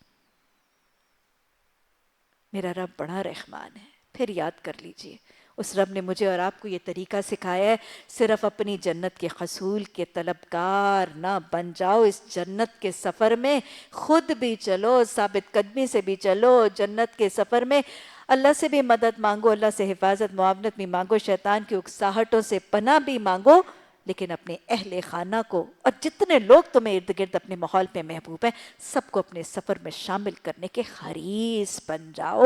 نبی صلی اللہ علیہ وسلم کی سنت پر قرآن تبصرہ کرتا نظر آتا ہے، لعلک باخع نفسک، کہ محمد صلی اللہ علیہ وسلم آپ کا حال تو یہ ہے کہ ان کے غم میں اپنی جان کو لا رہے ہیں۔ کیا ہم اپنے اہل خانہ کے جنت کے حصول کے غم میں اپنی جان گھلاتے ہیں؟ محبت کا پیمانہ یہی ہے۔ اللہ ہمیں محبتوں کے پیمانے درست کرنے کی توفیق عطا فرمائے۔ اللہ فرماتا ہے آج ہم بھی انہیں اسی طرح بھلا دیں گے جس طرح وہ اس دن کی ملاقات کو بھولے تھے اور ہماری آیات کا انکار کرتے تھے۔ ہم ان لوگوں کے پاس ایک ایسی کتاب لے آئے ہیں جس کو ہم نے علم کی بنا پر مفصل بنایا۔ اللہ فرما رہے ہیں کہ یہ ساری ڈیٹیل میں نے اپنے علم سے تمہیں سنا دی ہے، اور جو ایمان لانے والوں کے لیے ہدایت اور رحمت ہے۔ اب کیا یعنی یہ ساری ردات تمہیں سنا دی، سارا مکالمہ تمہیں سنا دیا، سارا نظارہ ایک ریل کی طرح، ایک سین کی طرح تمہاری آنکھوں کے سامنے گھما دیا، اب کیا؟ اس کے بعد کیا یہ لوگ اس کے سوا کسی اور بات کے منتظر ہیں کہ وہ انجام ہی سامنے آ جائے؟ یعنی تمہیں جنت جہنم میں اعراف، ان کے مکالمے، ان کی باتیں، ان کا ایکسپیرینس سب سنا دیے، سب نظارہ دکھا دیا، اب تم اللہ، اللہ کے رسول اور اللہ کے قرآن کی تعلیمات کے ماننے میں کس بات کا انتظار کر رہے ہو؟ کیا وہ ایکچول ہیپننگ تک پہنچنا چاہتے ہو؟ کیا جہنم میں جا کے بات سمجھو گے؟ اور کیا جہنم سے محروم ہو کے تمہیں یہ حقیقتیں سمجھ آئیں گی اور یہ غیب کا پردہ آنکھوں سے کھلے گا تبھی تمہیں بات سمجھ میں آئے گی؟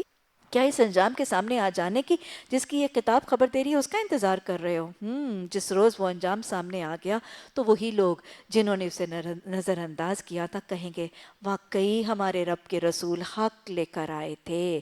پھر کیا اب ہمیں کچھ سفارشی ملیں گے جو ہمارے حق میں سفارش کریں، یا پھر ہمیں دوبارہ واپس ہی بھیج دیا جائے تاکہ جو کچھ ہم پہلے کر کے آئے ہیں اس کے بجائے اب دوسرے طریقے پر کام کر کے دکھائیں؟ انہوں نے اپنے آپ کو خسارے میں ڈال دیا اور وہ سارے جھوٹ جو انہوں نے تصنیف کر رکھے تھے ان سے گم ہو گئے۔ اللہ ہمیں جھوٹ تصنیف کرنے والوں میں سے نہ بنا دینا۔ ربنا لا تجعلنا منہم اللہم اجرنا من النار ربنا اصرف عنا عذاب جہنم ان عذابها کان غراما انہا ساءت مستقرا ومقاما اللہم انی اسألک الجنة الفردوس رب ابنی لی عندک بیتا فی الجنہ ان ربکم، بے شک تمہارا رب۔ اب اللہ سبحانہ تعالیٰ پھر اپنے طریقے کو بدل رہے ہیں۔ اب لاجک کا کون سا طریقہ؟ اللہ سبحانہ تعالیٰ ہمیں ہماری ذات اور ارد گرد کائنات کی نشانیوں سے وہی بات سمجھا رہے ہیں۔ در حقیقت تمہارا اللہ وہی ہے جس نے آسمان کو، زمین کو 6 دنوں میں پیدا کیا، اور پیدا کرنے کے بعد کہیں وہ غائب نہیں ہو گیا، کہیں روپوش نہیں ہو گیا، کہیں ان چیزوں سے غافل نہیں ہو گیا، اس کے بعد اپنے تخت سلطنت پر جلوہ فرما ہو گیا۔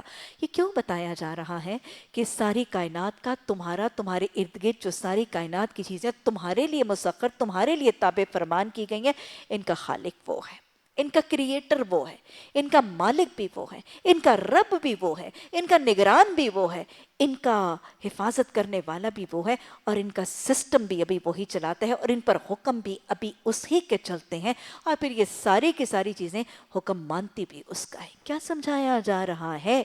ادھر ادھر کائنات کی ساری چیزیں دیکھ لو، صاحب اختیار نہ ہونے کے باوجود اس کی مانتی ہیں، اس کو مانتی ہیں۔ تم صاحب اختیار ہو، تم بھی اس کی اور اس کو ماننے کا طریقہ اختیار کر لو۔ اس کی طاقت، اس کی قوت، اس کے اختیارات، اس کی ذات، اس کی صفات، اس کے کمالات کا تعارف کروایا جا رہا ہے. جس کی اطاعت کی طرف سورہ اعراف مائل کر رہی ہے، وہ رب اس کی اطاعت کی طرف تمہیں مائل کیا جا رہا ہے جو رات کو دن پر ڈھانک دیتا ہے، پھر دن رات کے پیچھے دوڑتا چلا جاتا ہے، جس نے سورج اور چاند اور تارے پیدا کیے، سب اس کے فرمان کے تابع ہیں. اتنی بڑی ہیونلی باڈیز اس کے احکامات کے مطابق دن رات برپا کرتی ہیں، پہ ہم دن رات لاتی ہیں. تم ان سورج چاند تاروں کے مقابلے میں بہت چھوٹے ہو، بہت حقیر ہو. تم بھی اللہ کی اطاعت کر لو. یہ سب اس کی اطاعت کرتے ہیں، اسی لیے امن میں ہے، اسی لیے سکون میں ہے، اسی لیے نظم و ضبط میں ہے. تم بھی اس کی اطاعت کر لو، مطمئن بھی ہو جاؤ گے، بے خوف بھی ہو جاؤ گے، پرسکون بھی ہو جاؤ گے، غموں سے آزاد بھی ہو جاؤ گے. اسی کی خلق ہے، اسی کا امر اور حکم ہے، بڑا بابرکت ہے. اللہ سارے جہانوں کا مالک اور پروردگار. تو گویا جس کی اطاعت کی طرف سورہ اعراف مائل کر رہی ہے، اس رب کا اور اس کی کائنات کا بھرپور تعارف کروا کر اس کی اطاعت اور فرمانبرداری کی طرف مائل کیا جا رہا ہے.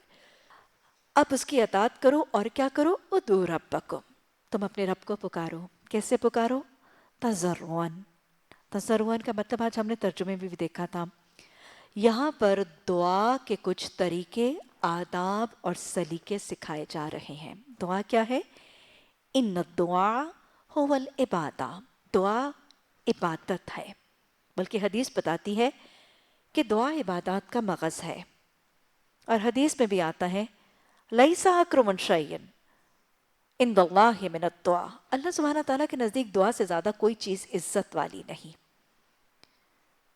تو اللہ سبحانہ تعالیٰ، آج دعا کے موضوع پر وضاحت سے بات تو نہیں ہوگی، لیکن اللہ سبحانہ تعالیٰ یہاں پر دعا کا کچھ طریقہ، ادب اور سلیقہ مانگ رہے، بتا رہے ہیں. ایک تو اللہ کو پکارا کرو. مطلب کیا؟ ادعو، پکارو. کس کو؟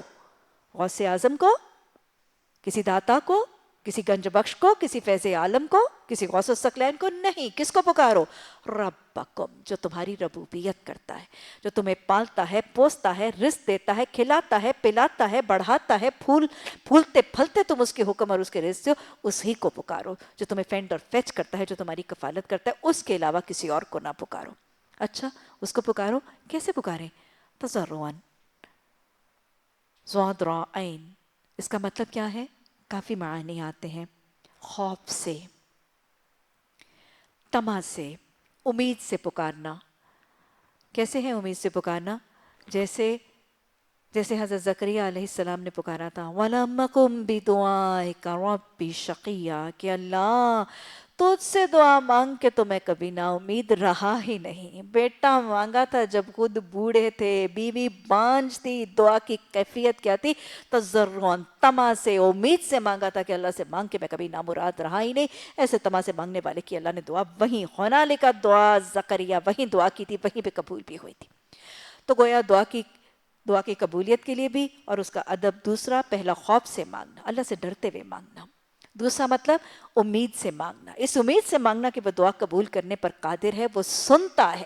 اس امید سے مانگنا کہ وہ سنتا ہے، سمیع الدعا ہے. اس امید سے مانگنا کہ وہ مجیب الدعا ہے، وہ دعا قبول کرتا ہے. اس امید سے مانگنا کہ وہ خالی ہاتھ لوٹاتا ہے تو اسے حیا آتی ہے. طمع سے مانگنا. تو تضرعاً کا دوسرا مطلب گڑ گڑا کے مانگنا، رو کے مانگنا، گڑ گڑا کے مانگنا، گریاں زاری کر کے مانگنا. نبی صلی اللہ علیہ وسلم کی سنت اور طریقہ بھی گریاں زاری کر کے مانگنا کثرت سے نظر آتا ہے. اس کے بعد عاجزی سے مانگنا. عاجزی، انکساری سے مانگنا، تکبر اور گھمنڈ کی حالت میں نہیں، اور اکڑتے اور غرور کرتے ہوئے دھونس سے مانگنا. اللہ سے نہیں، دھونس سے تو ہم بندوں سے نہیں مانگتے. دنیا میں بندوں سے مانگتے ہیں تو عاجزی سے مانگتے ہیں، 100 تمہیدیں مان کے. بس اوقات میں کہتی ہوں کہ اپنی سگی بہن سے ایک دوپٹہ مانگنا ہوتا ہے نا، جو وقت میری شرٹ کے ساتھ، میری اچھی بہن، میری پیاری بہن، میں ہمیشہ تمہیں دیتی ہوں. کتنی چاپلوسیوں کے بعد اسے مانتے ہیں نا. تو لہٰذا اللہ ہے، ساری دنیا کا حاکم ہے، مالک الملک ہے، مانگنا ہے تو عاجزی سے مانگنا ہے، انکساری سے مانگنا ہے. ہاں، اس میں ضد ضرور ہوگی، لیکن ضد میں تکبر اور گھمنڈ کا شائبہ نہیں ہوگا. اور تضرعاً کا دوسرا مطلب گریاں زاری کر کے رو رو کے مانگنا. اچھا، اور کیسے مانگو؟ وخفیتاً، چھپ کے. ارے رب تو تمہاری شہرک سے زیادہ قریب ہے، وہ پوشیدہ کہیں بھی بات کو بھی سنتا ہے، اعلانیہ کہیں بھی بات کو بھی سنتا ہے، دن کو رات کو صحرا کو کہیں بھی بات کی جائے سب کی سنتا ہے۔ تو بہت اونچی اونچی آواز میں شاعرانہ طریقے سے گا گا کے اور بہت ہی بلند آواز میں اللہ سبحانہ تعالیٰ کو پکار کر بلانے کی ضرورت نہیں ہے، پکارنا ہے بس چپکے چپکے سے، تمہارا تمہارے رب کا معاملہ ہے، you don't have to highlight کہ تم اللہ سے کیا مانگ رہے ہو، چپکے چپکے مانگو۔ اس سے اجتماعی دعا کے تصور کی نفی نہیں ہو جاتی، اجتماعی طور پر دعا کی جا سکتی ہے، کیونکہ نبی صلی اللہ علیہ وسلم نے بعض موقعوں پر اجتماعی دعا کی جا سکتی ہے۔ لیکن اجتماعی دعا، ویسے میں آپ کو بتاؤں کہ بسا اوقات اجتماعی دعا بذات خود دعوت کا ایک طریقہ ہے، کیونکہ دعا کرنے والا جب اجتماعی دعا کرتا ہے تو وہ چیزیں بتاتا ہے جو شاید کسی مانگنے والے نے سوچی ہی نہیں۔ بذات خود دعا دعوت کا طریقہ ہے۔ جب دعا کرنے والا یہ دعا کرتا ہے کہ اللہ مجھے اور میری اولادوں کو نمازی بنا دے، تو یہ اجتماعی طور پر کیا دعوت ہے؟ نمازی بننے کی اہمیت بھی ساتھ ساتھ ثابت ہو رہی ہے۔ اللہ میرے ملک کو امن کا گہوارہ بنا دے، اللہ مجھے رحم کے رشتوں کی پاس کرنے کی توفیق عطا فرما دے۔ تو بسا اوقات دعا اور اجتماعی دعا بذات خود تعلیم اور تبلیغ کا ایک بہت افیکٹو ذریعہ ہوتا ہے، کیونکہ دعا کے دوران یاد رکھیے گا دل نرم ہوتے ہیں، آنسو جاری ہوتے ہیں، اس موقع پر پکاری جانے والی باتیں بسا اوقات دعوت کا بہت افیکٹو لائے عمل بن جاتی ہیں۔ یاد رکھیے گا بسا اوقات آپ لوگوں کو کچھ بات سمجھانا چاہتے ہیں نا تو درس مت دیجیے گا، دعا مانگ لیجیے گا، خود ہی سینسٹائزیشن ہو جاتی ہے اس چیز کی طرف۔ اچھا چپکے چپکے پکارو، یقیناً وہ حد سے گزر جانے والوں کو پسند نہیں کرتا، گویا دعا میں حدود سے گزر جانا اللہ پسند نہیں کرتا۔ یہ کون سی دعا ہے؟ کسی پر ظلم کی دعا، کسی پر زیادتی کی دعا، بد دعا یا قطع رحمی کی دعا، ناانصافی کی دعا، یہ ساری دعائیں جو ہیں حدود سے گزر جانے والی دعائیں ہیں، یہ پسندیدہ نہیں ہیں۔ قطع رحمی کی دعائیں، ظلم و زیادتی کی دعائیں، کسی کے حق میں بد دعائیں یا کلمات کہنا، یہ حدود سے گزر جانے والی دعائیں، یہ پسندیدہ نہیں ہیں۔ اور اسی طرح ناممکنات کی دعا، یہ بھی حد سے گزرنے کی دعائیں۔ ایک شخص ہے وہ جاہل ہے، ان پڑھ ہے، گنوار ہے، الٹریٹ ہے، اور وہ بیٹھ کے دعا کرے اللہ میاں اللہ سبحانہ تعالیٰ مجھے پاکستان کا پرائم منسٹر بنا دے۔ ایسی کوشش کرنا بھی بے سود ہے اور ایسی دعا کرنا بھی بے سود ہے۔ بہرحال یہ حد سے گزر جانے، ناممکنات کی دعائیں جو ہیں یہ بھی حد سے بڑھ جانے والی دعائیں ہیں اور ان کو بھی اللہ پسند نہیں کرتا۔ زمین میں فساد برپا نہ کرو، گویا فساد برپا کرنے والی دعائیں بھی پسندیدہ نہیں ہیں، جبکہ اس کی اصلاح ہو چکی۔ اور خدا ہی کو پکارو، کیسے پکارو؟ خوف کے ساتھ، اور پھر کہا جا رہا ہے طمع اور امید کے ساتھ۔ گویا خوف اور طمع دعا کی کنجی ہیں، آداب کا بھی طریقہ ہے، دعا کی قبولیت کا بھی سلیقہ ہے۔ یقیناً اللہ کی رحمت نیک کردار لوگوں کے قریب ہے۔ گویا دعا اور دعا کی قبولیت کو یہاں کیا کہا جا رہا ہے؟ اللہ کی رحمت۔ اور دعا کی قبولیت کے لیے پھر کس کا امکان زیادہ ہے؟ نیک کردار لوگوں کی دعا زیادہ قبول ہوتی ہے۔ جہاں پہ ہم نے دعا کی قبولیت کے لیے کچھ اعمال دیکھے تھے، نماز، روزہ، زکوٰۃ، حج، صدقات، ہجرت، جہاد، والدین کی فرما برداری، یہ مختلف چیزیں ہم نے دعا کے حوالے سے پیچھے بات کی تھی، تو وہ سارے لوگ کیا ہیں؟ نیک کردار لوگ ہی ہیں۔ تو گویا محسنین کی دعائیں، نیکوکاروں کی دعائیں قبول ہوتی ہیں۔ گویا کسی زندہ نیکوکار شخص کو دعا کے لیے درخواست کی جا سکتی ہے۔ حیات طیبہ میں بھی صحابہ اکرام کثرت سے دعائیں نبی صلی اللہ علیہ وسلم سے کرواتے تھے۔ حضرت ابو ہریرہ نے دعا کی درخواست کی اپنی والدہ کے لیے۔ حضرت ابو ہریرہ رضی اللہ تعالیٰ عنہ ان کی والدہ جو ہے انہوں نے اسلام قبول نہیں کیا تھا، تو آپ نے درخواست کی کہ یا رسول اللہ صلی اللہ علیہ وسلم میری والدہ کے حق میں دعا کریں کہ وہ اسلام قبول کریں، اور حضرت ابو ہریرہ کی والدہ نے اسلام قبول کر لیا۔ اسی طرح آپ نے حضرت سعد بن ابی وقاص کی والدہ کے حق میں قبول اسلام کی دعا کی۔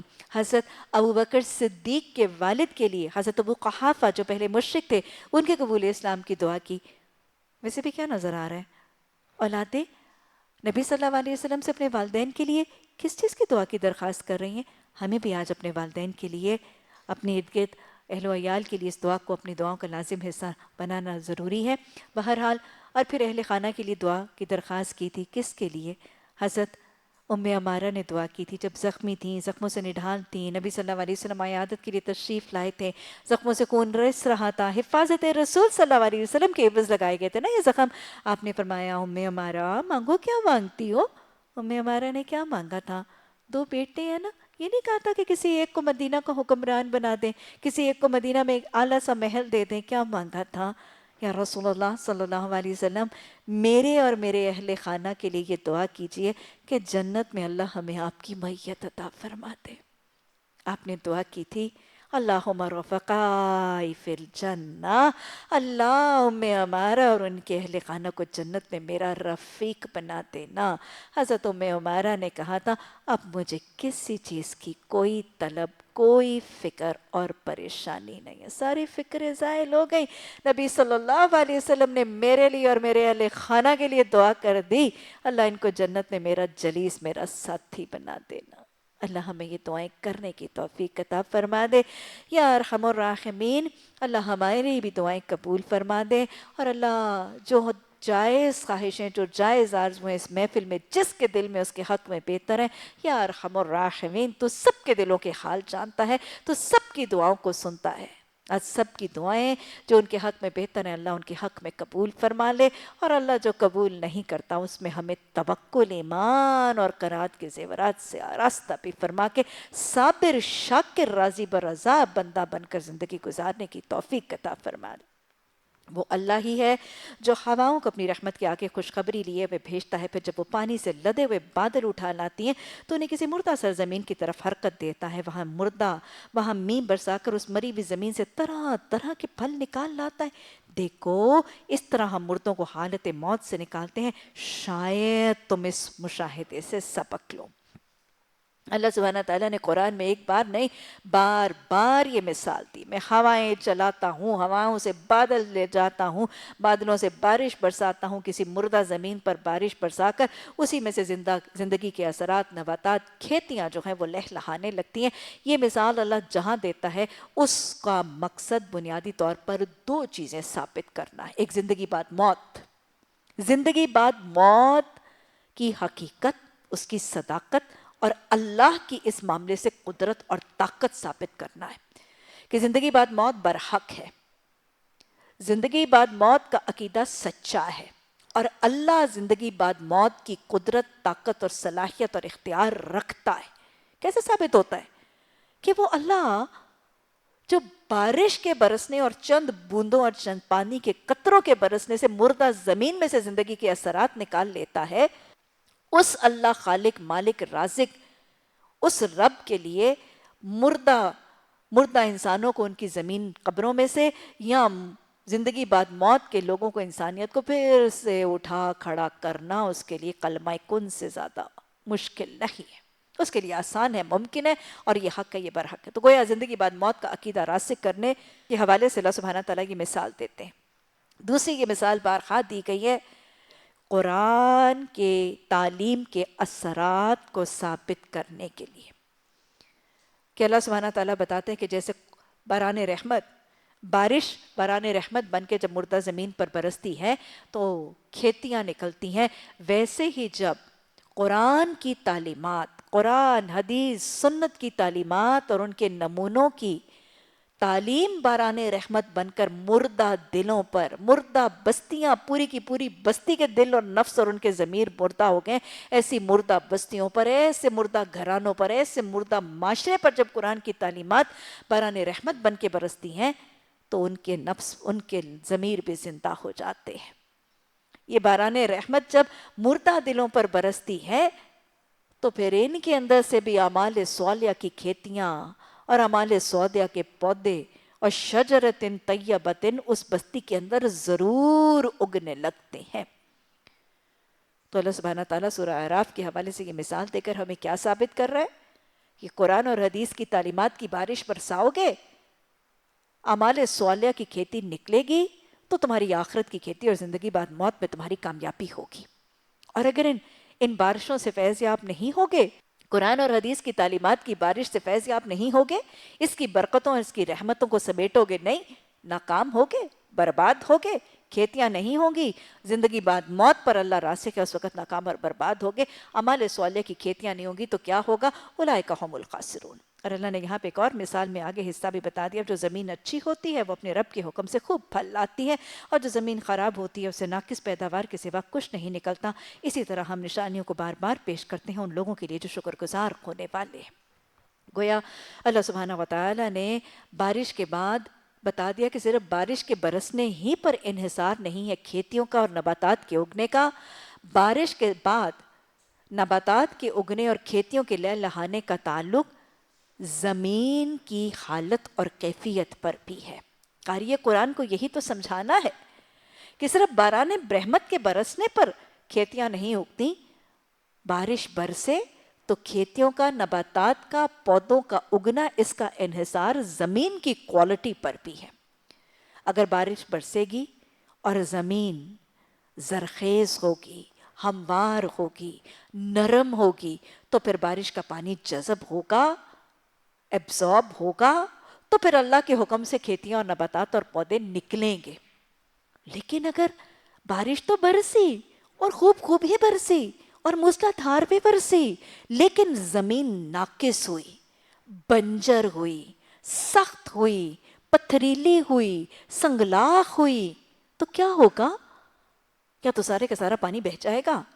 نہ یہ روکے گی، نہ یہ چوسے گی، نہ یہ سیراب ہوگی، نہ خود سیراب ہوگی، نہ کسی کو فیضیاب کرے گی۔ کیا نکلے گا؟ اول تو کوئی نباتات، کوئی پودے، کوئی کھیتیاں، کچھ بھی نہیں نکلے گا، اور اگر کچھ نکلا تو ناقص زمین سے ناقص پودے اور جھاڑیاں اور خاردار جھاڑ جھنکار ہی نکلے گی۔ سمجھایا کیا جا رہا ہے؟ وہی جو بنیادی مضمون ہے سورہ اعراف کا۔ قرآن اور حدیث کی تعلیمات، اللہ اور اللہ کے کلام کے احکامات کی رحمتیں جب تم پر آئیں گی، کسی بستی، کسی قبیلے، کسی گھرانے، کسی معاشرے، کسی فرد پر آئیں گی، اگر اس کے ساتھ مثبت رویہ رکھے گا، دل کی زمین کو نرم، ہموار، زرخیز رکھ کے ان تعلیمات کو جذب کر لے گا، ان سے فیضیاب ہوگا، اعمال صالحہ کی کھیتیاں نکالے گا، تو آخرت کے دن فَلَا خَوْفٌ عَلَيْهِمْ وَلَا هُمْ يَحْزَنُونَ ہوگا۔ اس کھیتی کو کاٹے گا، کیونکہ دنیا آخرت کی کھیتی ہے۔ اور اگر قرآن اور حدیث اور نبی صلی اللہ علیہ وسلم کی تعلیمات کی بارش ہوئی، رحمتوں و خدن کی بارش ہوئی، اور وہ فرد خود اس سے فیضیاب نہ ہوا، خود اس سے مستفید نہ ہوا، ناقص ہوا، ناکارہ ہوا، بنجر ہوا، سخت دل ہوا، تنگ دل ہوا، اور اس بارش سے فیضیاب نہ ہوا، تو کیا ہوگا؟ نہ کوئی کھیتی اگے گی، نہ مثبت ثمرات اگیں گے۔ قیامت کے دن جب کھیتی نہیں ہوگی تو خالی ہاتھ رہ جائے گا، نقصارے سے دوچار ہو جائے گا۔